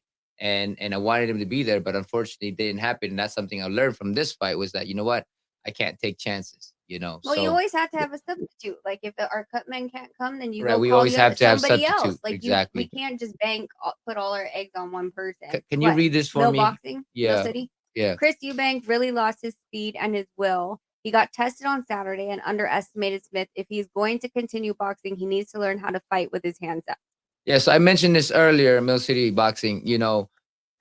I think that he got caught in a place where he's just not ready mentally, because he wasn't ready to take on the style, and he was trying to impose a style that he wasn't really familiar with. Roy did his job, and coming down with the hands down and all that stuff and moving in and all that stuff. He was trying to do something like that. And what happened was he was getting caught with something, because he wasn't ready to for the punches. He didn't learn to set how or where the punches was going from him. If you know how to do that defense, you would lean this way to know exactly, or to lead your opponent to punch that hand or that hand. But he was just moving around. He didn't understand the concept. And again, this is I give Eubank another chance if he understands why he lost this fight, because he didn't understand the concept of the style he was trying to portray or trying to fight into this fight. And what happened was he got caught with something that he didn't see and got hurt. But I do have to, in his defense, a lot of the boxers today, they don't ask why, and they're not explained why when it comes to their trainers, right? A lot of It's just- fighters, when they teach, they don't explain it according to how other people see it. They'll explain according to how they see it and how they did it. And a lot of people don't understand Roy Jones' mind, because it's not in Roy Jones' head. Being in Roy Jones' head, you just don't get it. And so for a fighter, all they're gonna do is imitate it, but to articulate the Rhyme and the reason. concept, the reason, the the purpose of why you're doing it. A lot of fighters are eluded with that explanation to their fighter. Yeah. Yeah. I mean, because like, see, with Roy, he's one of a kind. Like, no one's ever there. I don't think there's ever going to probably be another fighter just like him. So, I mean, I think there's a possibility, but it's like that. He have to probably just get somebody from the ground up, like when they're young. Yeah. Well, it's still very difficult. It's like this, right? It's like when Nassim Hamed fought. If Nassim Hamed trained the way he fights to Yeah, other people, exactly. people That's a don't perfect understand example. that. So that's exactly what it was with Roy. Nobody can fight like Roy, and understand the rhyme and reason and the purpose of why they do the things they do. Same thing with Nassim Hamed. If he does all this stuff and he's moving here and there, you don't know why, but you're just gonna keep moving like he did, but you don't know why he was doing it. For him, he was going like this. He wasn't just bouncing. He was actually moving, setting up. And then when you punch him, then he'll go the opposite way, boom, and jump off of that with so much power. If you don't understand Nassim Hamed and he's teaching you how to fight like him, and you're just emulating him and copying his move, you won't understand it. Yeah, like Teach said, it's instinct, but there is a rhyme and reason why he did the things he did. Now he would do this, and he would do this, right? And he would dance here and there. But when he got close, he would put his head here, because that was a target to get hit. And he would go on the other side and he would go boom, and he would jump off of that. Hey, Skywalker, what's up? And Hi. I assume Mrs. Skywalker. Miss Skywalker, There you yeah. go. Hey, yeah. Yo. Celebrating. I shouldn't be doing this, but I'm at Chili's. I'm drinking a beer, man, eating some lunch. I got the day off early today, so I'm gonna train today, so I'll burn it off. There you go, man. Well, I don't know, you're celebrating, but I'm just gonna say congratulations. Yeah. Hey, we're gonna come up next Saturday to Vegas, man. I don't know if you're gonna be in the gym on Saturday evening. I don't know your plans, but we can definitely do a weekend. head Yeah, up no, there. during the weekend, we'll get you to the ringer. I don't know, you'll be able to drive back. You know, you'll Yeah, be yeah. walking I'll be good. Yeah. back. But Oh, trust me, they say they're good, but when you start doing her workout, man, trust me, man, you'll be right. like, yeah, like, oh, I Tired. can't walk. You know, you I just be told her, like, I said, we can get the training in and we can even save money on the room and just drive back. You know, I'm only 8 hours away. So, but yeah, you said you might break me off. So, 8 hours, 5 hours, isn't it? Aren't you guys in LA? no, it's 8 hours. I'm in Albuquerque. Oh, You meant- Albuquerque. Oh, that's right, Albuquerque. That's 8 hours. Yeah, 8.5. Yeah. Makes sense because Arizona is about 5 hours. Mm. Okay, cool. Yeah, come through, man. That's cool, I'll be man. there next Saturday though, for sure. We'll be Yeah, there. let's work. Let's get it work. You know, get some work and run you through her training and all that we got stuff. to figure it out because we also have Dylan We and have Devin. 2 kids that we're training right now So we from got to figure Philly out or time because I don't want to do 2 yeah. Okay. yeah. Yeah, just And I'll- coordinate with me and we'll head up there before the fight, and then I'm gonna be there for the 24th and the 25th. So Oh, that's Okay. cool, bro. That's cool. That's cool. All right, man. You better Yeah. get ready, bro. You better I get think I've ready. been sparring a lot, man. I mean, I've been sparring heavy this week. I sparred 4 times this week, so I'm getting ready. I'm looking better, man. I'm doing a lot. I'm doing a lot of rounds too. I'm doing 6 3-minute rounds, so my Yeah. win's gonna be great for the event. So one thing that I Wait, do, you're only sparring 3-minute rounds, right? yeah, I'm only fighting 3 2-minute rounds, but I've been sparring 6 3-minute rounds just to get that extra, you know. I mean, you want to be able to exert, like, say, if you're fighting 3-minute No, rounds, 2-minute. 2-minute rounds, 3 of them. That's Three Yeah, it. 3 rounds. 2-minute for the event. Yeah. do a 2-minute round, right? 2-minute round, Thank 2 minutes, three rounds, but you got to go all out in those In 2 the 2 minutes. minutes. And if you can sustain those, keep doing them, because that's how much you're fighting. You got to be able to understand that 2 minutes. This is how your lungs is gonna be. So you gotta Right. exert 100% in those 2 minutes. Spar 2 minutes in those 3 rounds that you're fighting and I was emulate. doing 2 minutes. I just been doing the 3 just to get ready, get the gas tank ready. I've just been doing. It won't It's help not gonna you. make It won't help you. You gotta do. Totally different. You gotta do Yeah. what your fight is. What I'm fighting. Okay, Right. cool. So and Yeah. you gotta push the button every single time. If it's 2 minutes, push it to the limit every round. Push it to the limit every round. Push it to the limit. Right. And keep doing that. Push it Because- to the limit. Yeah, that's right. yeah, exactly. That's exactly it.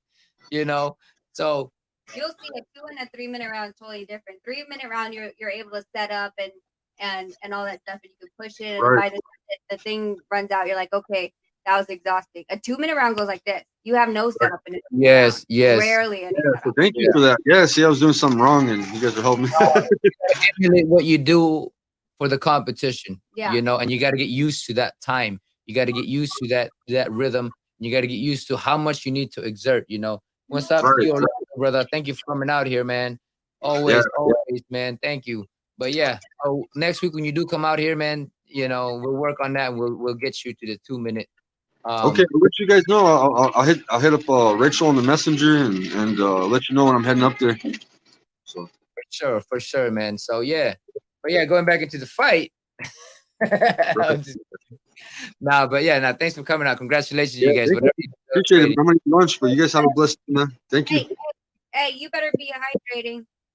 I am. I'm drinking a lot of water. Yeah, drinking a lot of water. I've been drinking, I don't. Yeah, this is the first beer I've had in a couple of weeks. And this is the only one I'm gonna drink. So yeah, I was like, man, I'm eating a steak. I gotta have a beer, man. Like, You have to drink double the water of one beer. So whatever the amount of ounces that you're drinking the beer, you have to drink double the water amount. Oh, can you text your dad 12:30 to pick me up?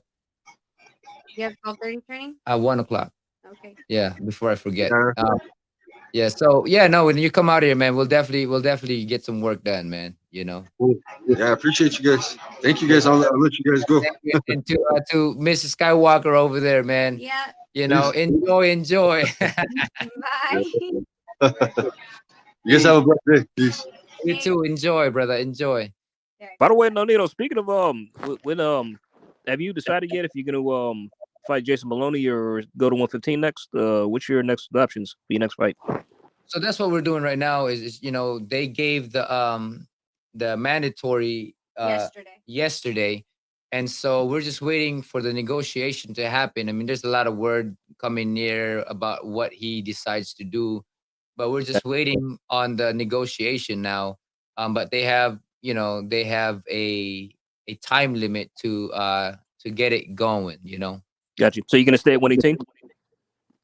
Yeah, 100%. For now, yeah, because 100%. the Martinez fight that we thought would have come to fruition, like I guess the IBF denied his request to have the mandatory step aside because they already had the mandatory step aside once with the Ancajas rematch. Yes, right. Okay.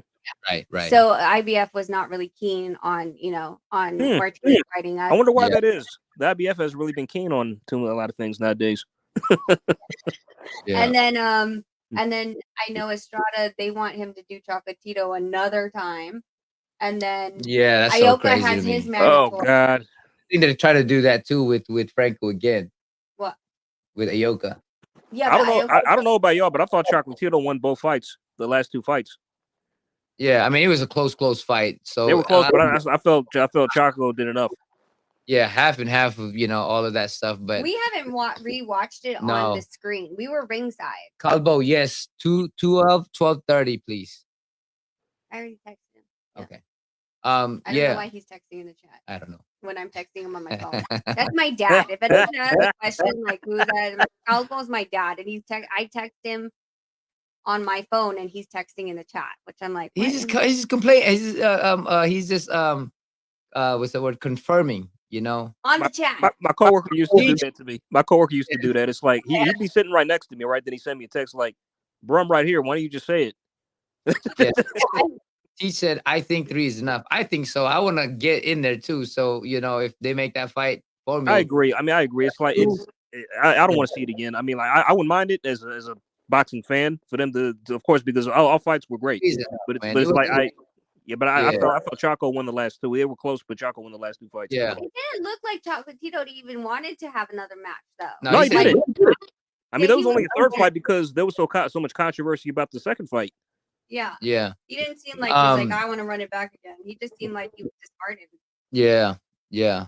So I don't know what Eddie's plan is. But yeah, so then Ioka has his mandatory. So all the ones he's fighting the Junto Nakatani, right? Yeah.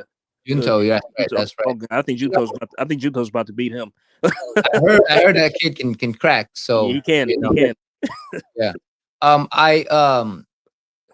For me, it'll be easier to get the thing with Gallo after getting the WBC for the 118 and just come back down. Nice. You know what I mean? Do you think so? I mean, because you said your aspiration is still to become undisputed. Did you want to do that at 118 or 115? Right, but I do want to get my 5th division. Right. Because at 115 they gave me a interim and and they didn't count that. So you got an interim? Yeah, I got an interim for the WBA at that time. Nobody wanted to fight me, so no one, I couldn't get any fight from that. So I ended up moving up in weight and fighting, getting to fight Montiel. But yes, I want to get it so that it's legitimate world title. So I think getting the fight with Maloney or the WBC title and then coming back down just for a touch, with Gallo and then come back up. I think I like the Martinez fight better than the Gallo fight. Well, that means we gotta get to the IBF one then too. So that it'll be easier. After the his mandatory, he has voluntary. Oh yeah, I could come back down for that. Yeah. So yeah, that's it. Because Nui vacated his straps is going up. All of them. All those belts are vacant now, man. You can snatch up anyone, in my opinion. That's what we're doing. We were trying to get the WBC with Maloney, and then go to the maybe IBF for Rodriguez, and then of course the WBA. I think what's his name? Inoue brother Takuma is gonna fight for that title, and you'll then be safe. You beat him, you can't punch. So yeah. So I mean, he lost to the guy beat Ubali. Oh yeah. He did. Yeah. I pointed him. Then you smoked Ubali. I'm like shit. Right. So but I mean, did Ubali retire? I heard he retired. Is that true? Or yeah, he did. He followed his retirement after my fight. Did, man. I really want to look into I always ask us this. They're like, how many O's have you taken? Fighters have you retired? And we're like, we don't know. Hassan Ahmed, Franco we didn't Ioka see fight? that fight, the Franco Yoka fight yet, but we were supposed to No, do. someone sent me the link to be able to Okay, watch it. fine. Okay, cool, cool. So We've been trying to find the link to watch the fight, so we didn't get the chance to no, watch we this stayed fight. up to watch the fight. Then we realized it's not on ESPN. Then we tried to find like some Japanese stream. Couldn't find the Yeah, we stream. couldn't find it. Then So someone sent us a stream after the fact, and it was supposed to have been uploaded, but then someone, I guess, someone took it down or whatever. hey, So Teach.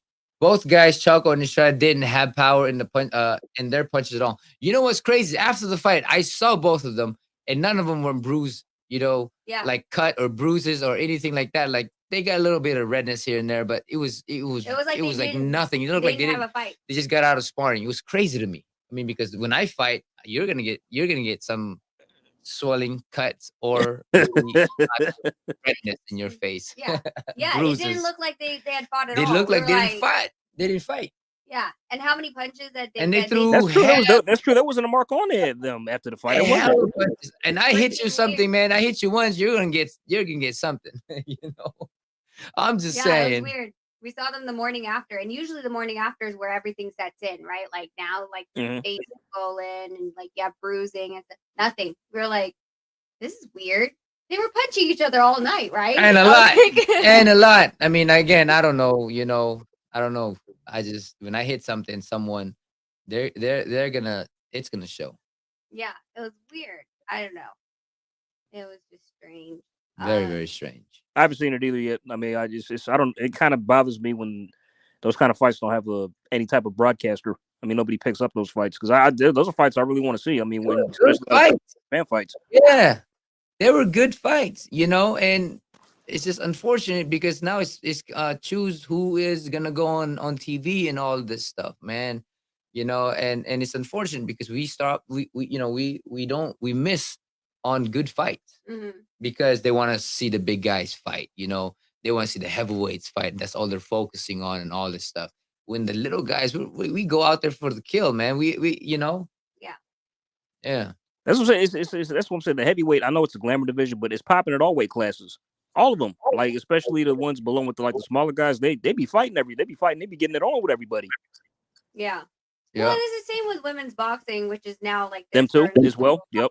Yeah, so I'm like, I told him, I was like, hey, because we were talking about it the other day. I was like, hey, Amanda's gonna go fight Katie Taylor. I want to go see that fight, and that's in Dublin. And of course, he'd want to go back to Dublin because he loves the Guinness factory over there, or Guinness. He said that like such a good. I It's didn't such a even. good beer to me. They gave us Guinness. Something We had like a private tour, and they gave us like all these Guinnesses from around the world.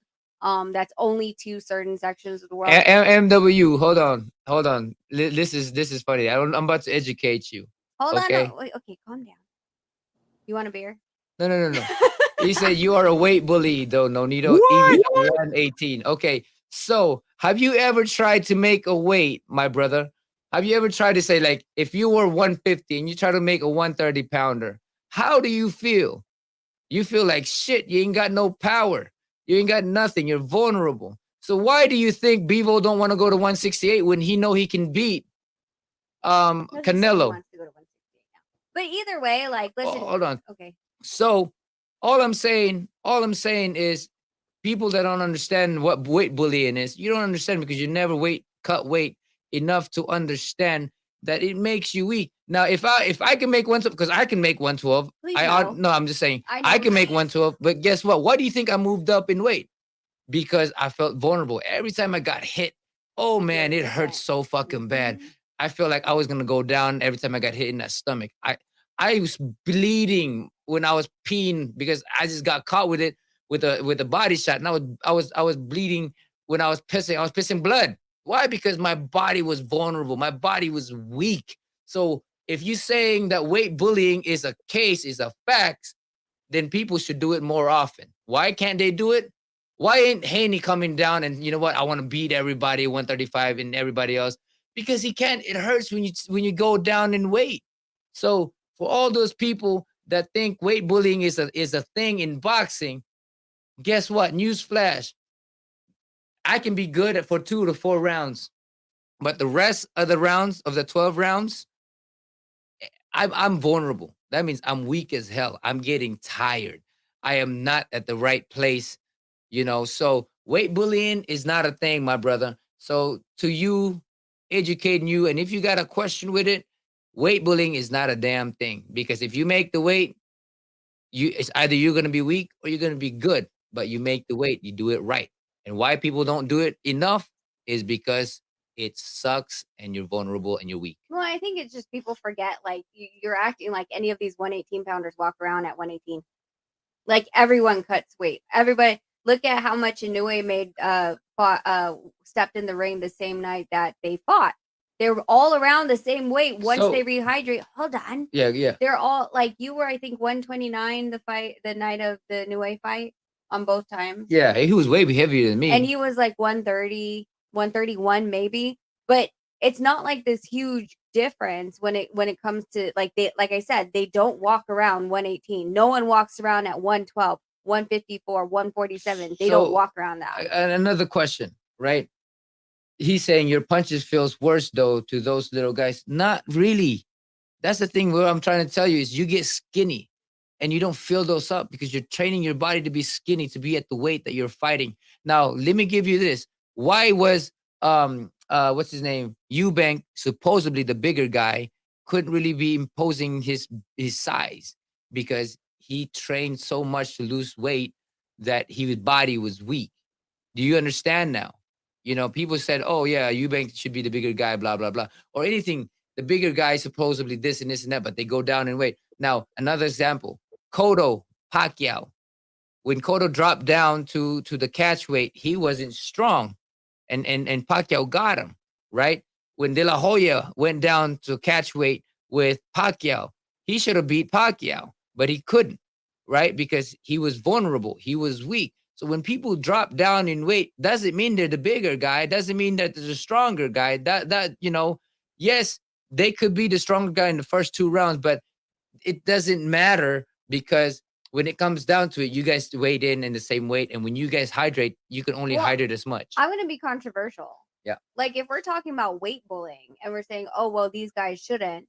Pacquiao did catch weights for a weight division that he never stepped foot in and got those guys to come down even further than they were supposed to. Is that not a form of weight bullying? That is a form of weight bullying because you're forcing somebody to come down in weight. Now, if it was for the belt, like for one welterweight 147, then guess what? Both of you guys are 147, but he wouldn't let that because he knows that other guy was way bigger. And then if you cut down enough weight, you know that the guys were going to be weaker. Yeah. And this is what I'm saying. It doesn't matter how big you are. If you're cut down too much, guess what? You're vulnerable. And guess what? You're not going to do well enough. And the fight, literally, when it's contracted at a weight, that as long as they make the same weight, then it's fine. Whether or not you're like pretty much saying like someone as big as Fundora shouldn't be in the weight division he is because he's so damn tall. Right. But that has nothing to do with it. And if you're saying it's because of the fact that, those fighters in that division in where did it say your punches feel worse though, well then don't get hit. But that's what I'm saying. It's like is not to get hit. The thing too is that when you make the weight and you sign for that contract for that weight, guess what? If that person makes the weight, that's it. You signed for it. Mm-hmm. If you weren't sure, I guess they were trying to do with Ryan was 136, right? Yeah. A catch weight of 136, right? If you're not comfortable for him to go back to fight at 138, 139, or 140, and you drop him down to 136, you're signing for that. And if Ryan does it, he's signing for it. Guess what? That means he's capable, knowing that there's a downside to cutting that much weight. Now, again, going back into it, when you do cut down weight, it hurts.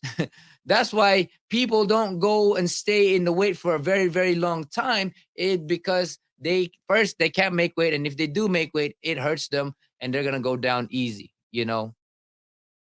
So, yeah.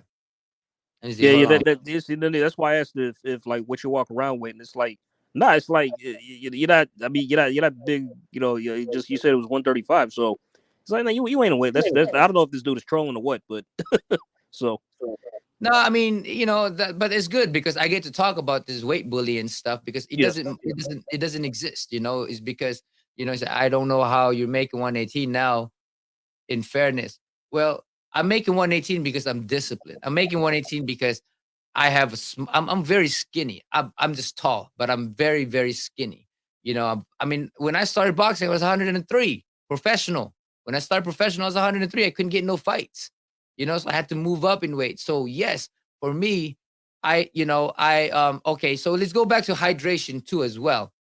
When people hydrate and they say, "Oh man, he gained 10, 15 to 20 pounds." For me, when I go up to 15 to 20 pounds, I feel so slow. I feel like I can't move. Now, my ideal weight is 7 to 10 pounds. I have to be 7 to 10 pounds to have my speed and power together. Or else I'm gonna be bloated. I'm gonna feel like shit.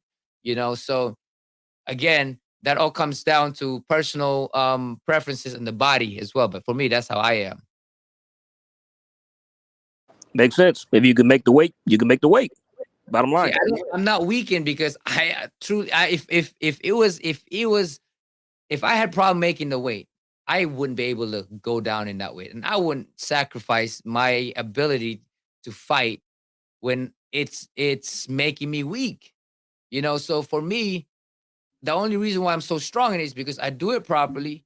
I do it to a point where I'm healthy, and again, I'm only going 7 to 10 pounds hydration, but to me, that is more than enough hydration. While other people will go 15 to 20 pounds, and then for me, I just can't work that way. Like I said, I mean, the simplest thing in talking about weight bullying is you talk about Margarito versus Pacquiao at a 154 division that they never even had the 154 division. It was a catch weight of 150, and yet the 154 title was on the line. And Margarito, who has always made 154, now has to drop an additional 4 pounds to hit the 150 catch weight for a title that is supposed to be at 54 and not 50. And it hurts. And you're we slow. saw what happened at that fight. Is that I think not he still came in overweight for that fight, did he not?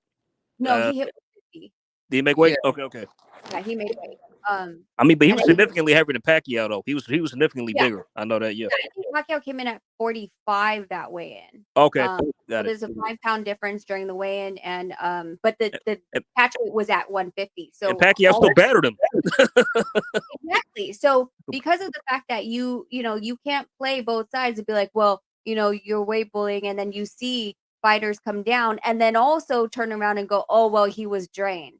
Like, so which one is it? Was he being a weight bully, or was he drained, or now you're making excuses? And then also using weight and catch weights as a division to bring down someone like Ryan Garcia into a 136 division.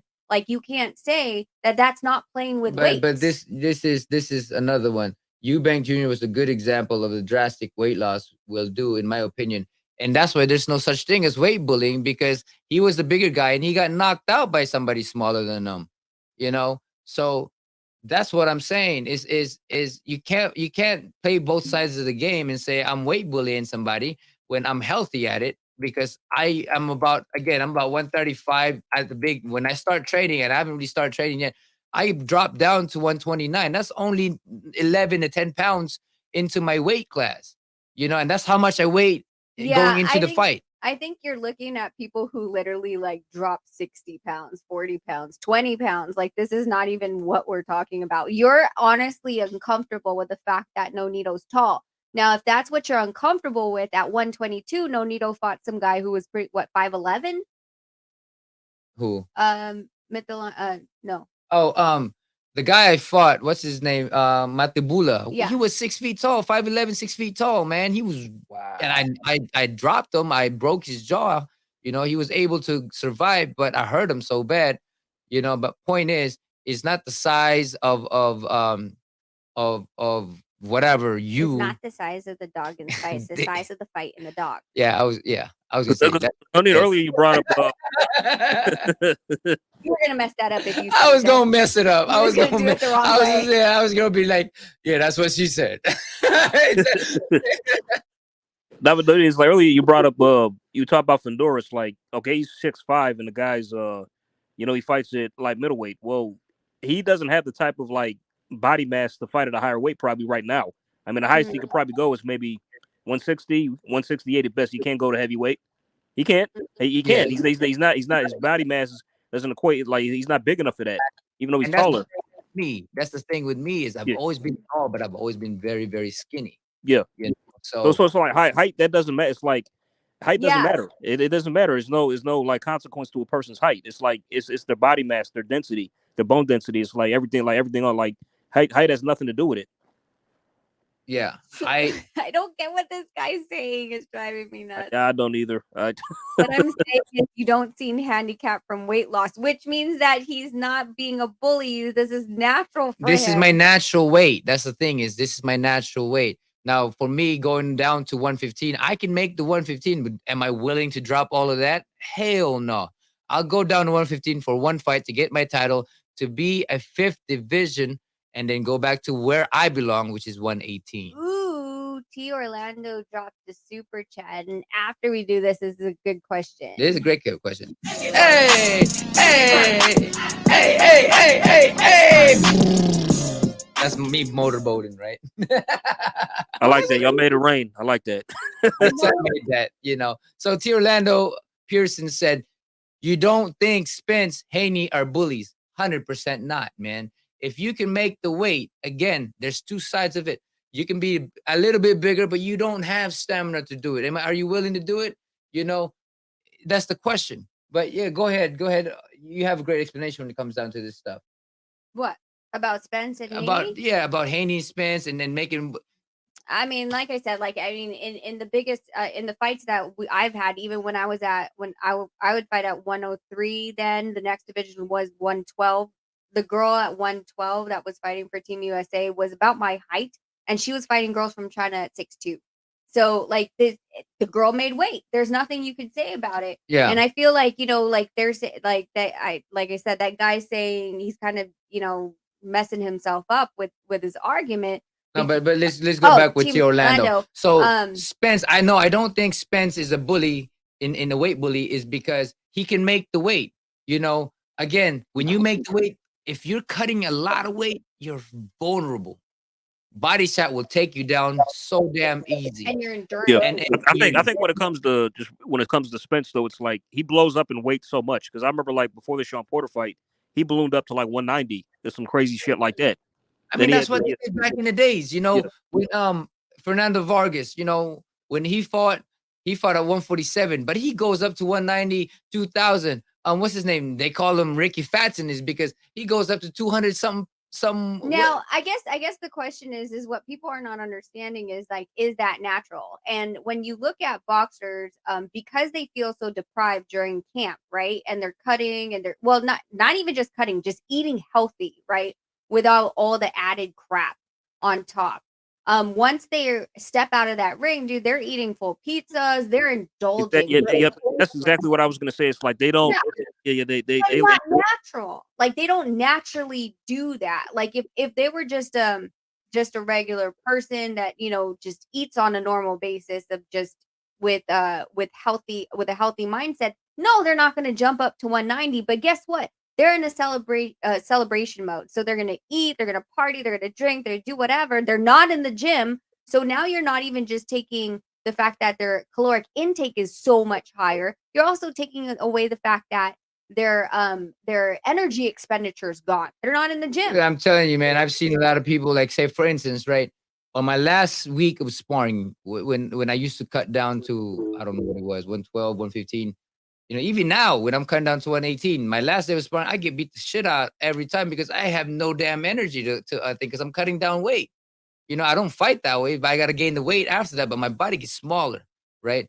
And again, going back into all of it, like an example would be Diego Corrales. Diego Corrales was so tall. You know, when he fought at 126, you know, he was 6 feet tall.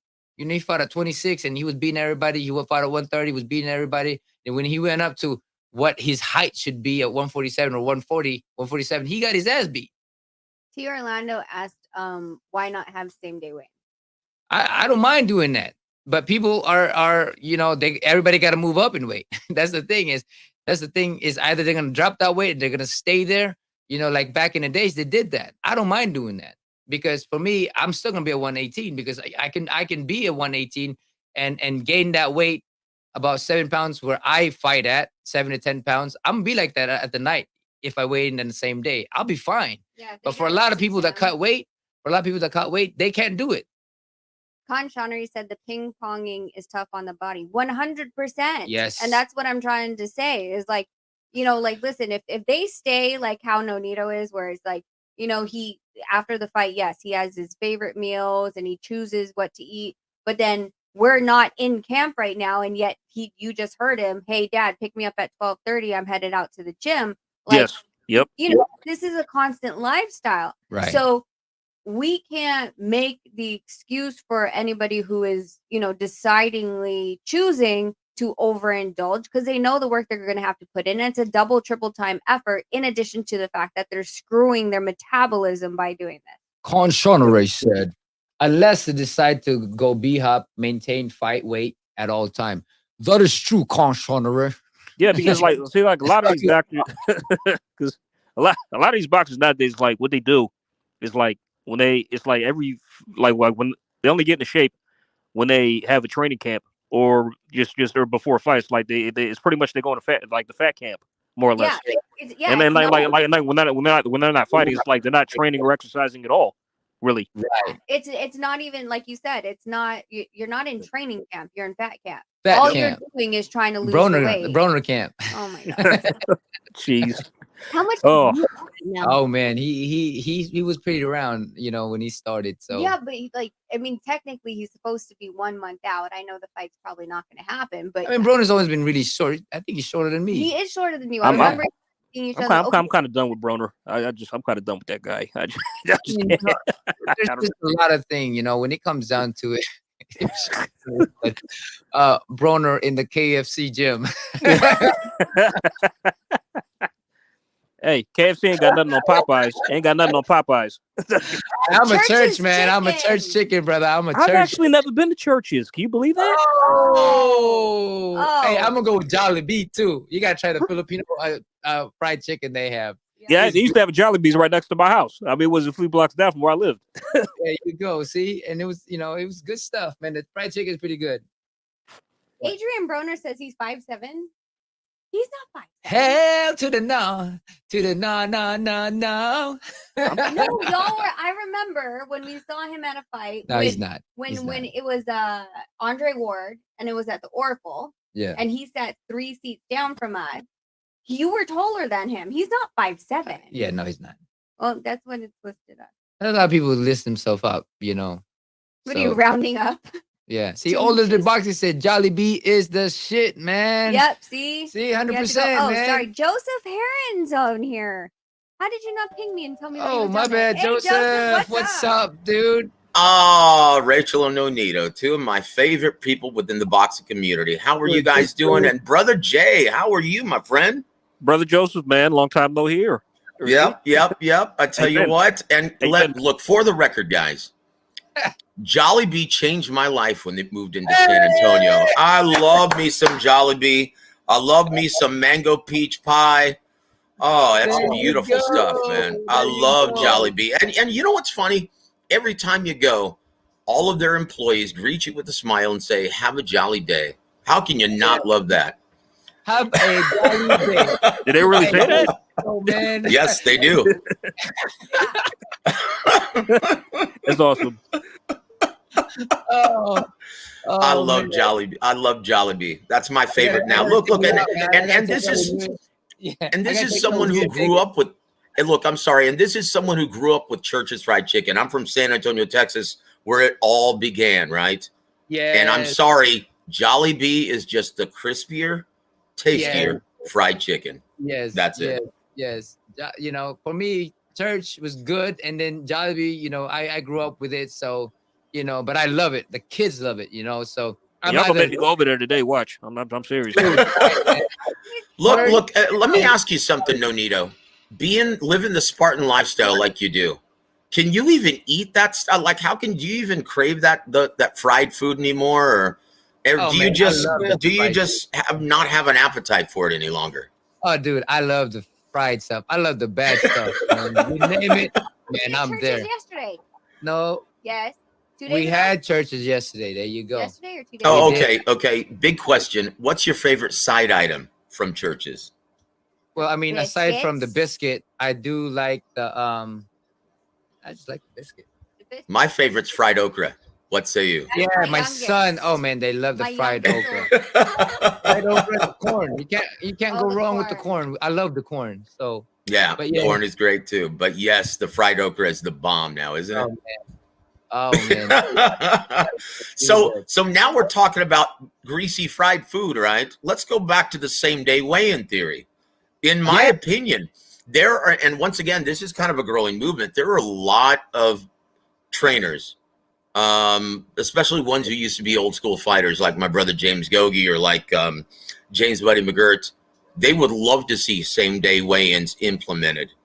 And I know a lot of proponents, like people like Mauricio Suleiman, for one, is a huge proponent of fighter safety, as we all should be. But right. where do you draw the line where it becomes an unfair advantage? Like you look at Haney versus Jojo Diaz, that weigh-in, because he was killing himself to make 35, and he still is. They had that weigh-in, the actual weigh-in, at 9 a.m. in the morning, and then had a weigh-in ceremony later that afternoon. See, That gives him how long is that? A 30, yeah, see, almost 48-hour advantage? yeah, see Almost, that right yeah. there, that I cannot do. It's like if you're gonna do that, you have to be able to because if you do it too, you have so much time to recover. Then yeah, that Naturally itself, does that. yeah, it's that's a horrible thing. And I think that if they do a same weight, same weigh in, I think that people will really come down and become disciplined in making the weight, because I think that should be done. For me, I don't mind doing that because it's fair for me, but you get these guys, like when I was fighting at 126, I was fighting guys really at 150. I was at 130 at that time, but I think that's a good thing because people will be forced to be more healthier. But some people are not going to be healthy, but that's their own choice to do it, because there's no choice. There's no telling whether it's a day or whether it's the same day weigh in. People are going to take advantage regardless of what situation. But if you give them an extra hour, I mean, that's just being unfair to the other guy. Yeah, and look, if you look at boxing's rich history, right? When fighters, before fighters, promoters, and managers exclusively relied on TV dates, okay, fighters used to stay active by taking off TV bouts and having non-title fights, right? They used to do that on the daily, like as a regular, every single year they used to do it, and they used to stay active. That keeps you in fight shape, and that eliminates the need for a lengthy, grueling 8-week camp. Yeah. No, If you yeah. stay busy and take non-title off TV fights and fight maybe 5-6 times a year, just to stay sharp, you stay in shape, you stay in the gym, and I it feel like eliminates the need for Nonito, please explain to most people who don't realize this, but that's where your wear and tear comes, is these long, grueling camps. Like fans don't realize how grueling they can be if you Oh, yeah. are in hard sparring, right? 100%. You know what's crazy is that's where a lot of the damage is done in the is training camp. sparring. That's Sparring. it. People, like say when they spar every day. I mean, it's already that's where you get the damage when you're doing all this sparring. Sometimes every day, sometimes 3 times a week, sometimes crazy amount of rounds.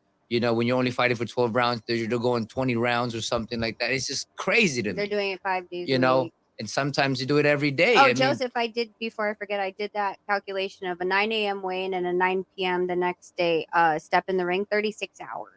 That's that's almost two crazy. days. That's not fair, right? That's That is not not fair. fair. It's almost 2 days. It might, yeah. That's the crazy thing right there.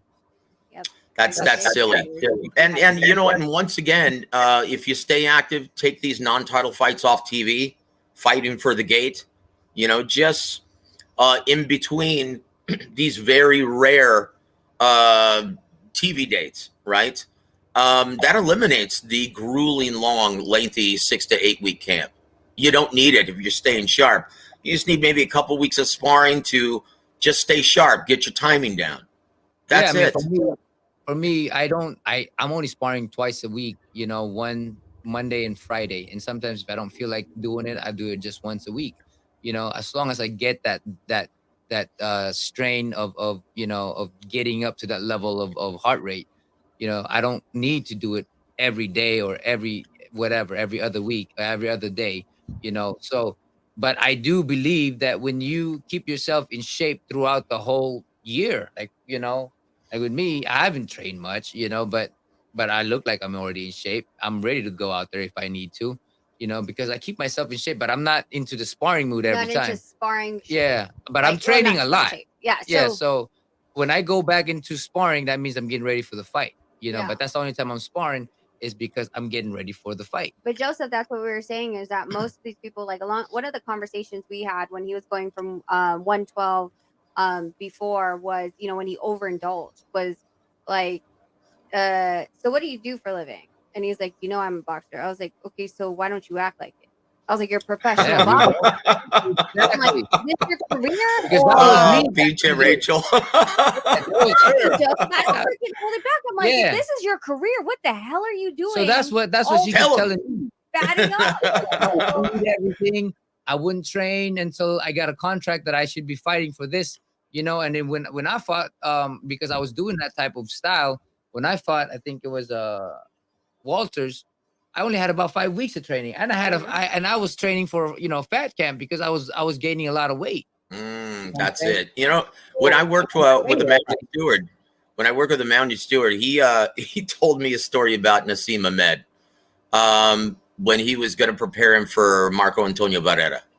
He said he showed up, boy, just grossly above fight weight, and he Man. said, "Oh no, you can forget about working strategy, right? Yeah. We're gonna have to devote this entire camp for you just to make weight. It becomes a fat camp."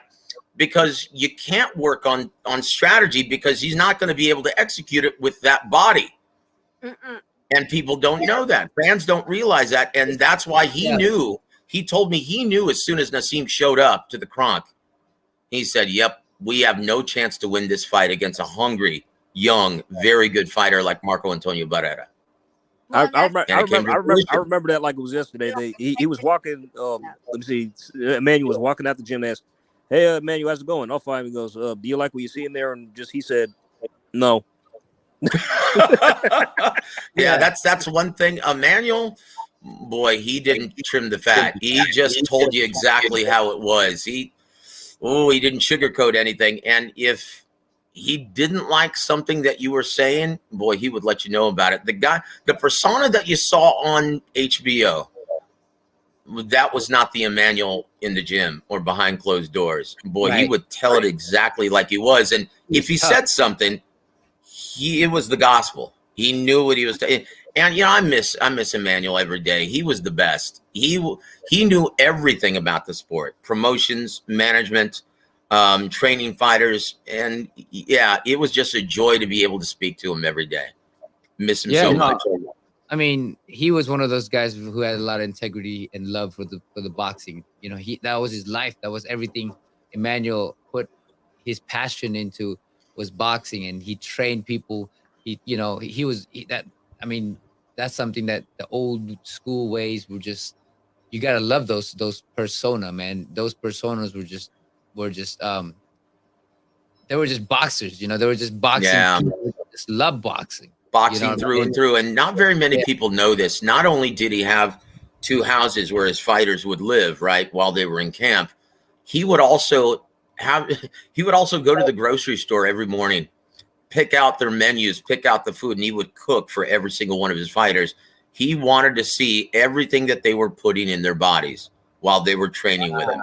Well, here's another thing. Here's another fun fact about Emmanuel. He also said, you know, I can't stand conditioning coaches. He goes, because in my opinion, well, my fighters, they'll try to get out of sparring and say, well, I'm going to train with my conditioning coach and that sort of thing. And he's like, you know what? They're just getting out of sparring. Nothing prepares you for the rigors of battle like hard sparring. And that's he used to always swear by that. Yeah, no, straight. I think like the problem I saw back in the days, the strength conditioning was different than you know. No, it wasn't just that. Like you see it all the time. Like look at these guys going like strength conditioning coach going against the head trainer, and they're both implementing a different plan on how, you know, and like one thing that their job is more important. Like do you think Pacquiao's fight against the last fight, Ugas, right? They said that they wanted to run the 6-mile hill all the time, every single day.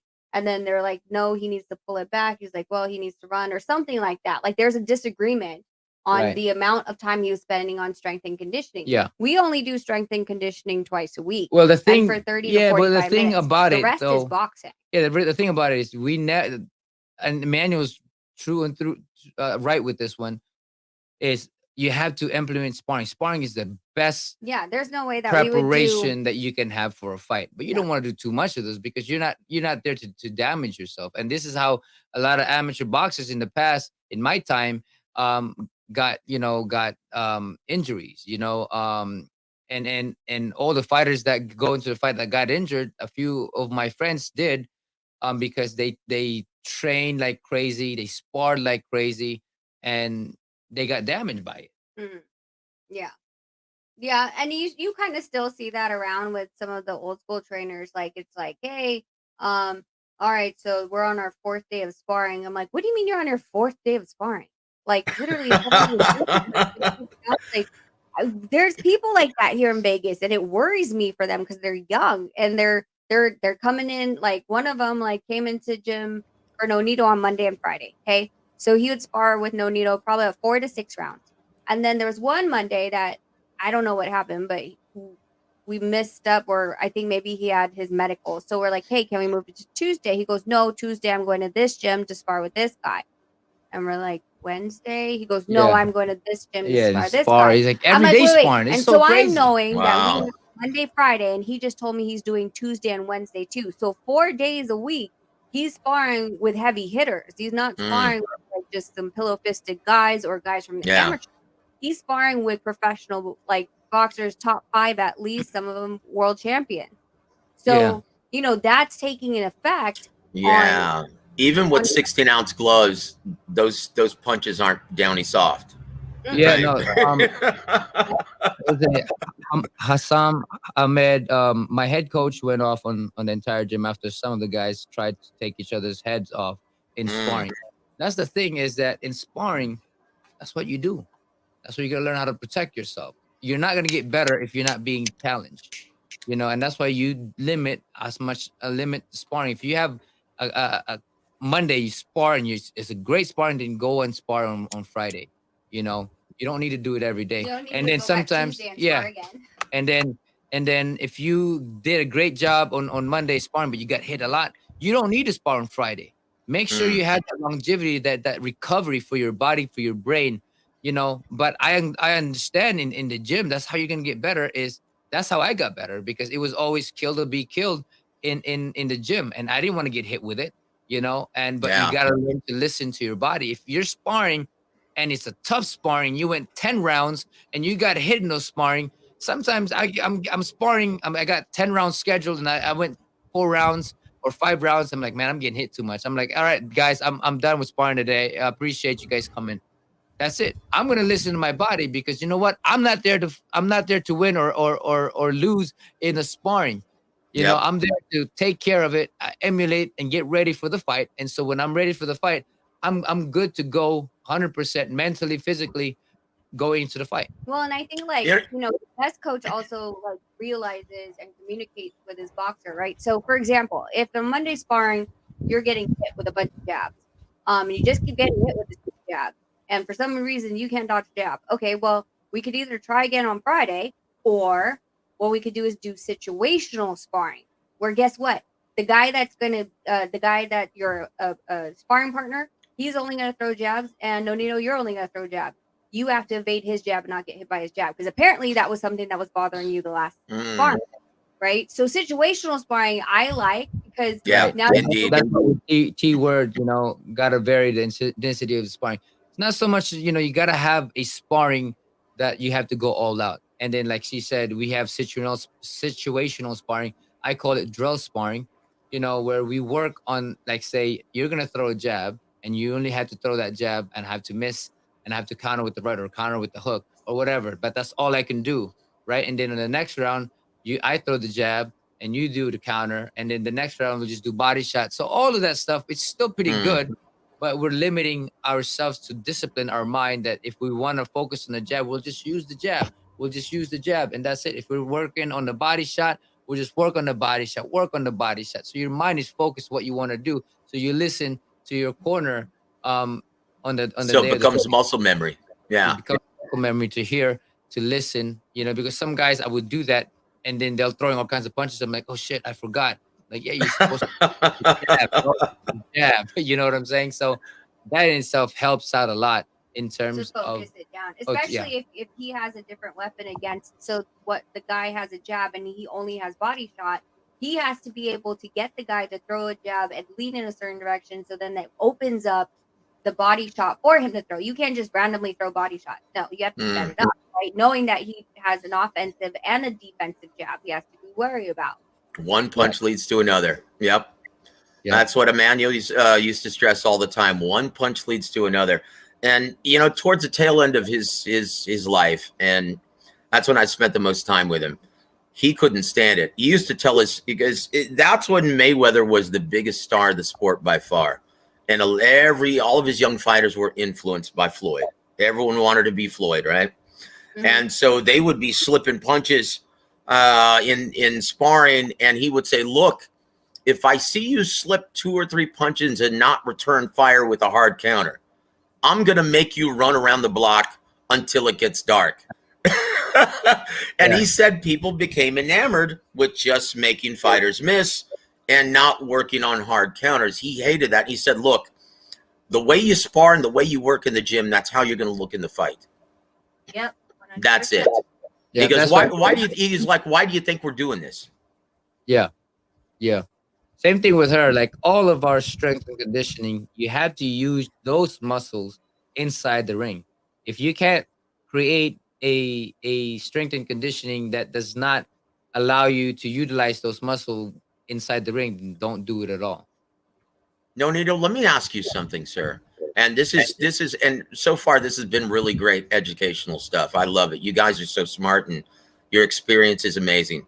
Evander once told me when he was training with Ronnie Shields at the tail end of his career, preparing for his championship fight with Ruslan, what was his name? Not Provodnikov, Ibragimov, Ruslan Ibragimov in Russia. Yeah, I'm sorry, I got that name incorrect. But he said the hardest part about training Evander now is you have to accept that it takes more time for his muscles to recover, and that changes our sparring and changes our workout regimens dramatically. Do you find at 38 that it's a totally different schedule from when you were younger? You need more time, greater time for your body to recuperate or repair itself?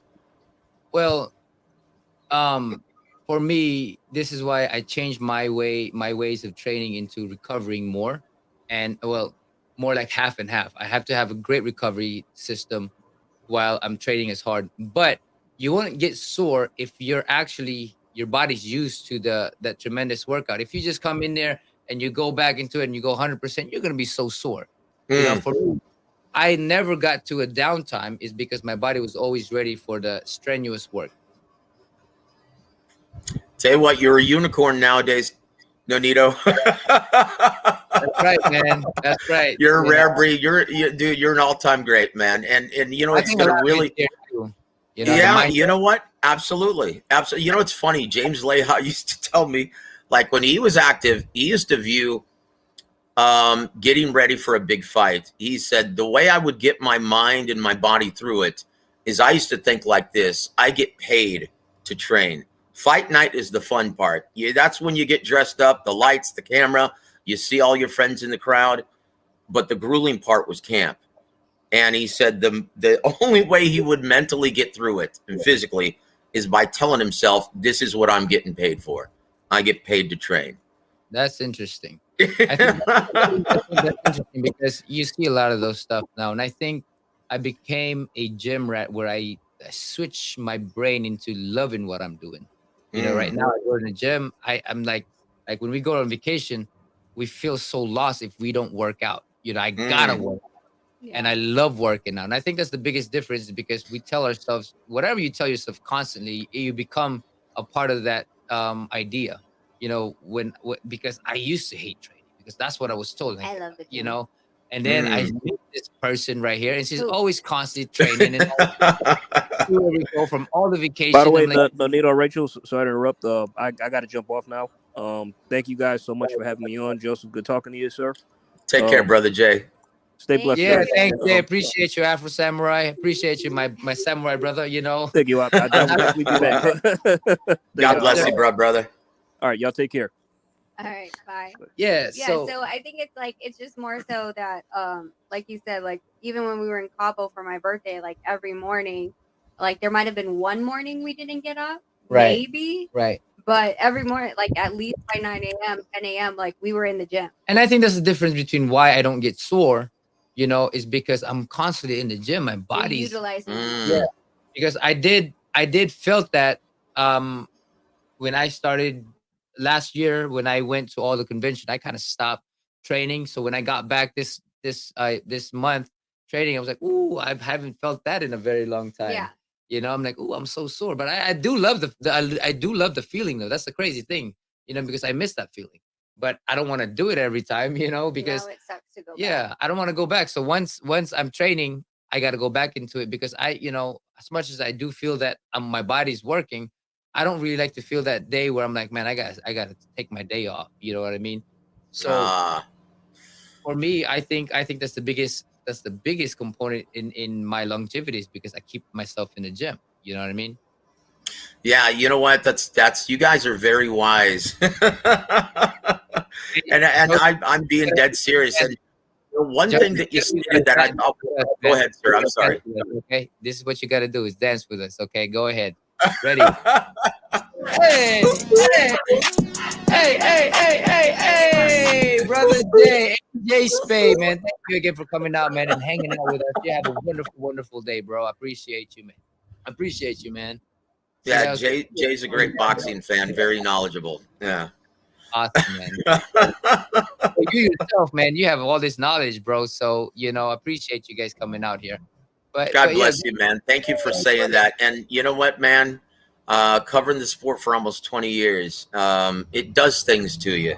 You still love the sport, but oh man, it's like I'll tell you what I do miss, Nonito. I miss actually going to a fight and actually having a genuine dog in the hunt, someone that I'm going to root for, right? You look at the sport differently. You still love it, but the fights used to be so much more fun when you had someone to root for. 100%. That's the thing. And that's why, like, diehard fans, I can't stand it when they ridicule or they chastise what they call casual fans. I'm like, guys, look how much healthier the sport would be if we had more casual and mainstream fans who were really ardent, passionate fans of specific fighters, right? Yeah, I mean, I can tell all my friends when they watch me fight, they're like, it's just different. When I'm watching my fighter fight, it's just different, So you just have that passion, that love, and just all this emotion and this energy going into the fight, man. It's amazing, and that's like, it's living at that moment. Yeah. It's just like yesterday's NFC playoff game between the Cowboys and the 49ers. Whoa, whoa, whoa. Look at the time. It's been good talking to you. I'm a Cowboy fan. No, I'm kidding. I mean, I bleed blue, brother. But you know what? Yeah, it hurts when you're passionate about a certain franchise or fighter. It hurts. But look, when you win, it's glorious, and you feel good for the rest of the week. That's what I'm saying, guys. It's boxing needs casual and mainstream fans who are pom-pom waivers for certain fighters. That's great for the sport. That's what we need. We need more of those guys. And I was talking about this earlier when in the beginning of this show here.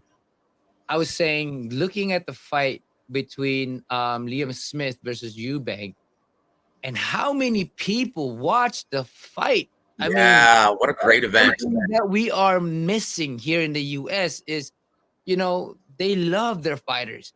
you know, people show up to watch the fight. Even even the Regis Zepeda fight, that should have been a big fight, you know, because it was two fights that fighters were gonna go into, and you know, but you get the Eubanks. I mean, the Eubank and Smith. I mean, they sold out. I mean, the people in the UK, they love their fighters, and they love sports. You know, And they either show to up. they show up. Even I don't know if it's an excuse to drink beer or whatever it is. They that's what I'm saying. It's something that's what we need here in the US Yeah. is people to show up to have fun and support boxing. And all these fights should be sold out.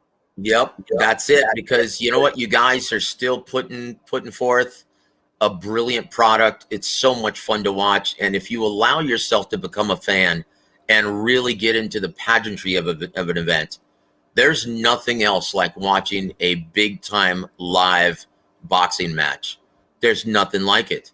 It's absolutely incredible, and the UK fans, they realize it still. They know it. When you get amped up and you wear your colors and you've got someone to root for, there's nothing else like it. Like this is why I've got a bone to pick with diehard fight fans, right? Because you hear diehard fight fans now the morning after, oh, Chris Eubank, he's done. Oh, he can kiss a fight with Gennady Golovkin away. What does he have left? He might as well just retire. Well, guys, this is what you don't understand. There's a reason why handlers, advisors, promoters are very reluctant to stick their fighters regularly in hard, even money matchups because of that sentiment post-fight. Look, guys, Chris Eubank was fighting a very good fight, and he got caught. That's it. It happens in boxing. It happens in boxing. Look, it doesn't mean that the guy's been exposed. The guy's is washed up. He's a ticket seller, and he's very entertaining, even pre-fight. So you know what? Chill out. Someone has to win. Someone has to lose. That doesn't mean that's the end of their careers. Yes. No, 100%, man.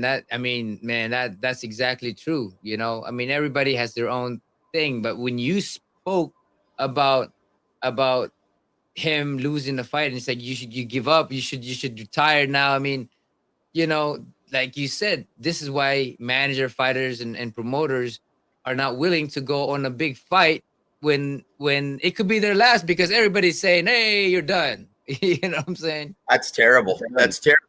And so these same fans who are criticizing Eubank are the same ones who say, oh man, we never get the matchups that we want to see. Well, you can't have it both ways, brother.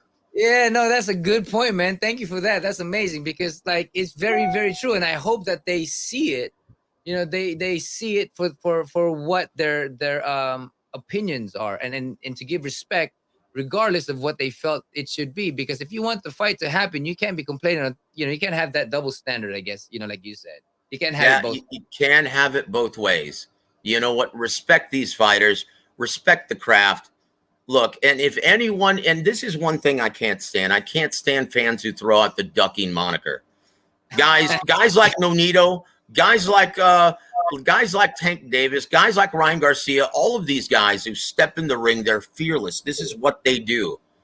Okay, if they don't give you, if promoters, managers, and advisors do not give you the fights that you want to see, then you've got yourselves to blame, because all of these fighters are fearless, and they would step in the ring with Godzilla tomorrow if it meant making life-changing money. So show some respect to all of these gallant warriors that you pay money to see. Yep. Okay, I'll get off my soapbox now. No. People have to see it for what it is, you know, because I mean, I love the boxing fans, all the boxing fans. Like, that's why for me, you know, when I lost to Inoue, he's like, oh, you should retire this and this and that. I'm like, okay, that's your opinion. That's fine. You know, I don't really care too much now, because I've come to a point what I know, you know, I know myself and what I want to do and what I want to achieve. And, you know, people will always have their opinion, and you can't always please everybody else. You know, like you said, you know, at this level, anybody who makes mistake can be the last of that round.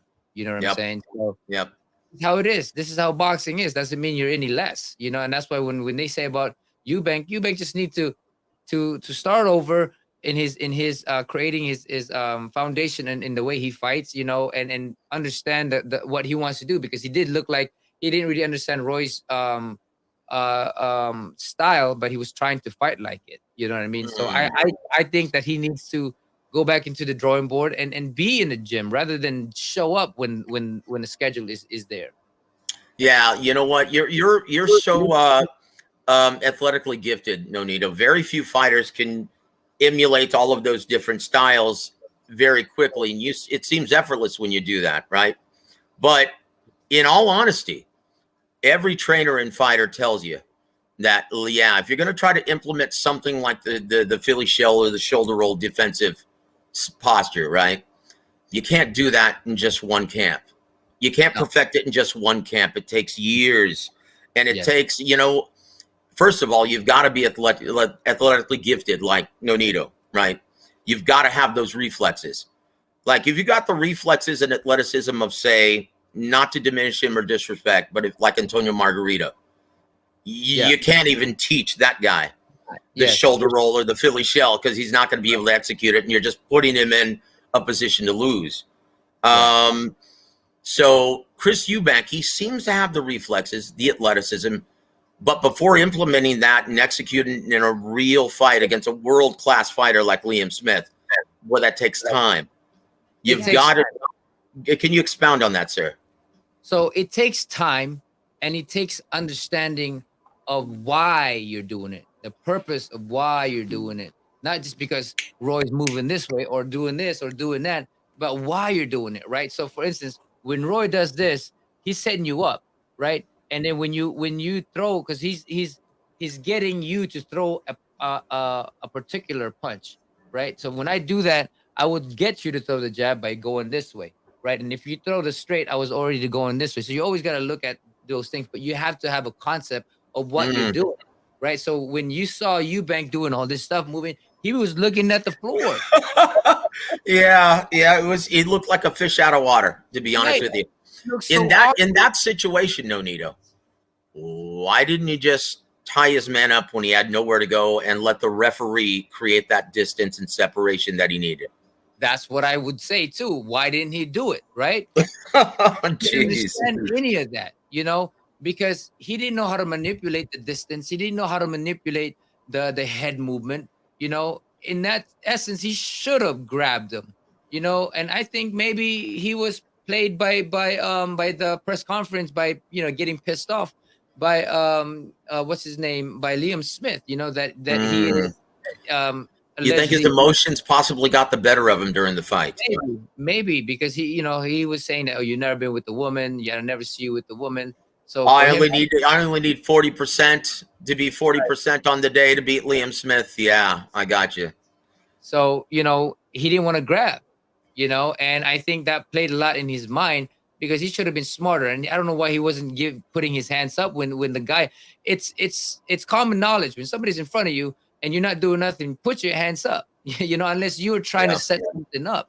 So for me, I think there's a lot of mental battle that he was going into, and as well as he was having a stylistic battle between his style and Roy's style, and trying to be like Roy and his style. So all of that went awkward. The way he moved was very, very awkward. Yeah, like I said, he looked like a fish out of water. But what do you think at the prospect of a rematch? Do you think he's going to evoke his rematch clause in this? In my opinion, he could easily sell another event by saying, look, I was winning the fight, I was having my way, and I just got caught. And what would you say about that? Do you think that's a sellable fight, the rematch? I think so. He got caught with a punch, but he was winning the round before that by a big margin. The way he was starting to create. It looked like he was starting to create that separation of class, didn't it? Yes, and I think that it's still a fight that people can watch. And I think he just needs to learn how to move what direction. Like I understand this, because when I was training Jesse for this fight, he played the hype too. Liam was good at getting in Jesse's head that all our game plan was thrown out the window. When Chris Eubank was doing his jab, he was going at the right direction, and he was landing those punches is because it shows a lot of vulnerability in Liam Smith's style. You know, and that was one thing that I worked on with Jesse, on which way to go and how to go about it so that he won't be able to you know, dictate the pace. But unfortunately that didn't happen. But I think that with the great game plan, you know, I think that he would be able to maximize his ability, his size, and his height going into the fight with Liam, you know. Yeah, you know, and going back to that fight, I thought you did a brilliant job of preparing Jesse. And you know what? Win or lose, I know you guys got the short end of that, but it was a great fight. That was a really entertaining, great fight. And unfortunately, it has to be a winner, it has to be a loser. Right. But you know what? The fans went out that night. That was the fight of the night. Oh, that was a hell of a fight throughout the whole the whole card. But the event was amazing. Yeah, the event was definitely the crowd won that, the fans won that event. But you know, he came out there. He has a big heart. You know, he's one of those Mexican warriors that won't give up. I mean, yeah, had to stop the fight because you know his dad wanted to stop the fight early. But I felt like he still can get a little bit of thing here, and I had to tell him, I'm like, hey man, I'm gonna stop the fight if you're not showing me anything, you know. And then when he didn't show me anything, I had to stop the fight. But he still wanted to fight. He was mad about it. But I'm like, bro, I'm telling you, you know, I don't want to get you hurt, you know. But it is what it is. You just got to go back into it. You can't be fighting this weight class. You got to learn to cut the weight down, you know. So yeah, you know, for a fighter, you know, you're such a huge asset, and you're going to be an excellent trainer as you continue your career in boxing. You have so much to offer, and you've got that expert set of eyes in the corner. That's huge. Like, and I know all of your fighters that you work with, I'm sure they really appreciate that. That's huge. I appreciate her more than me because it takes all their butts, you know. With me, I go out there and I'll give you strategy. I give you concept of why you're doing the things you're doing, why you're moving your head this way, why you're moving your leg this way. I have a concept of why you're doing the things that you do. A lot of fighters cannot create that explanation or to put it in words, you know, how and why you're doing the things that you do. I'm telling them that this is what you should do because this will lead to that, or you should move this way because this lead to that. So I give them a lot of scenario of why I'm doing it, but I give them scenarios to see that this can lead to this. You know what I'm saying? So, you know, I'm just gifted because I always dissect of why I'm doing the things. I wanted to understand why I'm doing this, why I'm doing that when I go into the fight, you know. And so when I explain it to other people, I have this understanding and give them the vision of my concept. You know what? And that truly is a gift because not very many fighters can really transcend their knowledge into training other fighters. That is a gift, Nonito. Because I often wonder, like, why aren't these fighters who do a great job on commentary and breaking, why don't they train? And it's a completely different skill set, isn't it? It is, because they want their fighter to act the way they would learn. You know, the way they learn, they teach it the way they learn. They don't look into, well, he's not understanding. How can I create this for him to understand it? So I break it down to a different ways of explaining things, you know. But a lot of fighters, they only conceptualize it and they give it the way they learned it without having them to understand it. They just imitate it, but they don't understand the concept. Like you saw Eubank, he was doing like Roy's stuff, but he didn't understand why he did all that stuff. That's brilliant. Because there was no concept that he understood of what Roy was trying to portray to him. The purpose. Yep. The purpose. And you know what? That's brilliant. Also talk about talk about the mentality in mentally preparing your fighters for the rigors of battle. And Manuel used to tell me this all the time. He used to say, you know what? It takes building a relationship with the fighter because everyone's different and you've got to find that hot button, what's going to motivate them and not going to get them discouraged. Talk about that, because that's such an understated and important part, a necessary part of training a fighter. And he used to tell me that, well, a lot of our training with Vladimir is talking to him, just spending time with him, mentally preparing him for things. What has been your experience in dealing with that aspect of training fighters? Well, that's the thing I give them. I give them this. It's your choice. Do you want to win? I can give you that, but I can't choose for you to work hard. You got to choose it for yourself. And I talk to them all about it, how to be mentally strong. If it hurts, you want to quit. Is that where you want to be? When the fight comes, are you going to hurt? Yes, you might get hurt. Are you going to stop? That's your choice, not mine. You know, I go in there and I give them a freedom to choose what they want to do. I'm not going to be like, hey, man, you should do this. You should do that. Yeah, I'm going to be sometimes I'll be like, hey, come on, man, what are you doing? You know, you told me to be here. I'm going to be out there, but you got to make this choice. This is what you want to do. This is what you want to do. You want to just go home? You can go home, man. I don't need to be here. You know? So I tell them that. Like, I don't care too much about whether you're the world champion or anything like that. You chose me, so I'm going to give you the choice for yourself to remind you that you want to be here and you want to win. But you got to make that choice for yourself. Yeah, I love it. Motivating and pushing your fighter through uncomfortable moments, and you've got to experience that. Fighter has to experience that, or else, yeah, he's going to fold when it gets tough in the ring. The difference between my training is I don't do it every day, because you will break them mentally. You want to give them at least 1 or 2 days in the week where you can push them, and they know that they can do it, and they know that this is just one of those things that I have to get past myself. Now, if you don't give them a hardship, then they're just gonna be little kids who never learn to be disciplined. You know, they're just gonna run around and cause chaos. But you teach them to be disciplined, to push through it, then they learn that they can make it happen for themselves. Then you encourage them that, you know what, I got this. But if you're doing it every day, guess what? They're just gonna quit. They're just gonna be like, you know what, forget it, I'm done. You know, you want to give them hopes every single time that they can make things happen for themselves, so that when they make the choice that they can do it because they know that they can. That's brilliant stuff. Great stuff, guys. And I do have to jump off, but Nonito, Rachel, it's always a pleasure speaking with you guys. You guys are such great ambassadors for the sport, and I hope everyone continues to support Nonito and Rachel on this channel, because you know what? You learn something new every time you talk to the dynamic duo. It's great stuff, guys. Thank you so much for everything that you guys do. Every time I talk with you, Joseph, I've always learned something. So, you know, it's vice versa, brother. I appreciate you coming in here, and please do come in every time that you can, man. We love your knowledge. We love your expertise, you know, and to everybody out there, man, this has been a blessing. We got Jay, we got Joseph, you know, who enlightened us with a lot of stuff. Great question, you know. So thank you guys for coming out here. I got to go myself because I got to go train. But Joseph, if you want to plug something up, man, please have that freedom, brother. Well, guys, thank you for the plug, brother. And guys, if you can, please help me get over 1,000. I do have a show with Ronnie Shields tomorrow. I do have a show with Coach James Gogi, 5-decade fight trainer, every Sunday. Guys, please subscribe to War Week Radio. God bless all of you guys. Nonito and Rachel, always a pleasure. Keep doing what you do, guys. Thank you, brother. Hey, God bless all of you guys.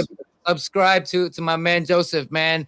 He has a lot of knowledge, and he has a lot of people out there. We'll put the thumb as soon as he makes the thumbnail. We'll share it on our. All right, yeah, so we'll definitely do that, man. So everybody out there, again, thank you guys for coming out here. Thank you for showing some love, letting us dance too, you know, and let us sing. Everybody, again, much love, more power to you guys, and keep growing, keep getting better, always become the person that you're supposed to be by having the mental strength to know that you have your own choice in life and make that choice to better yourself. Amen to everybody out there. You're a champion in life, Nonito. God bless you guys. Thank you. Peace. And yeah, guys, I have no idea where our boys ending is. I'm too tired to figure out where it is today. So for now, we're not going to do the boys ending. We're just going to pretend like we're the boys. And we're going to tell you thanks, you guys, for, you know, coming in here, chopping it up with us in the mornings. And make sure you hit that like, subscribe, and notification bell so you know when we're coming back. KO. Jinx. Gotcha. That was what my boys did. So, peace. Y'all guys, see you tomorrow.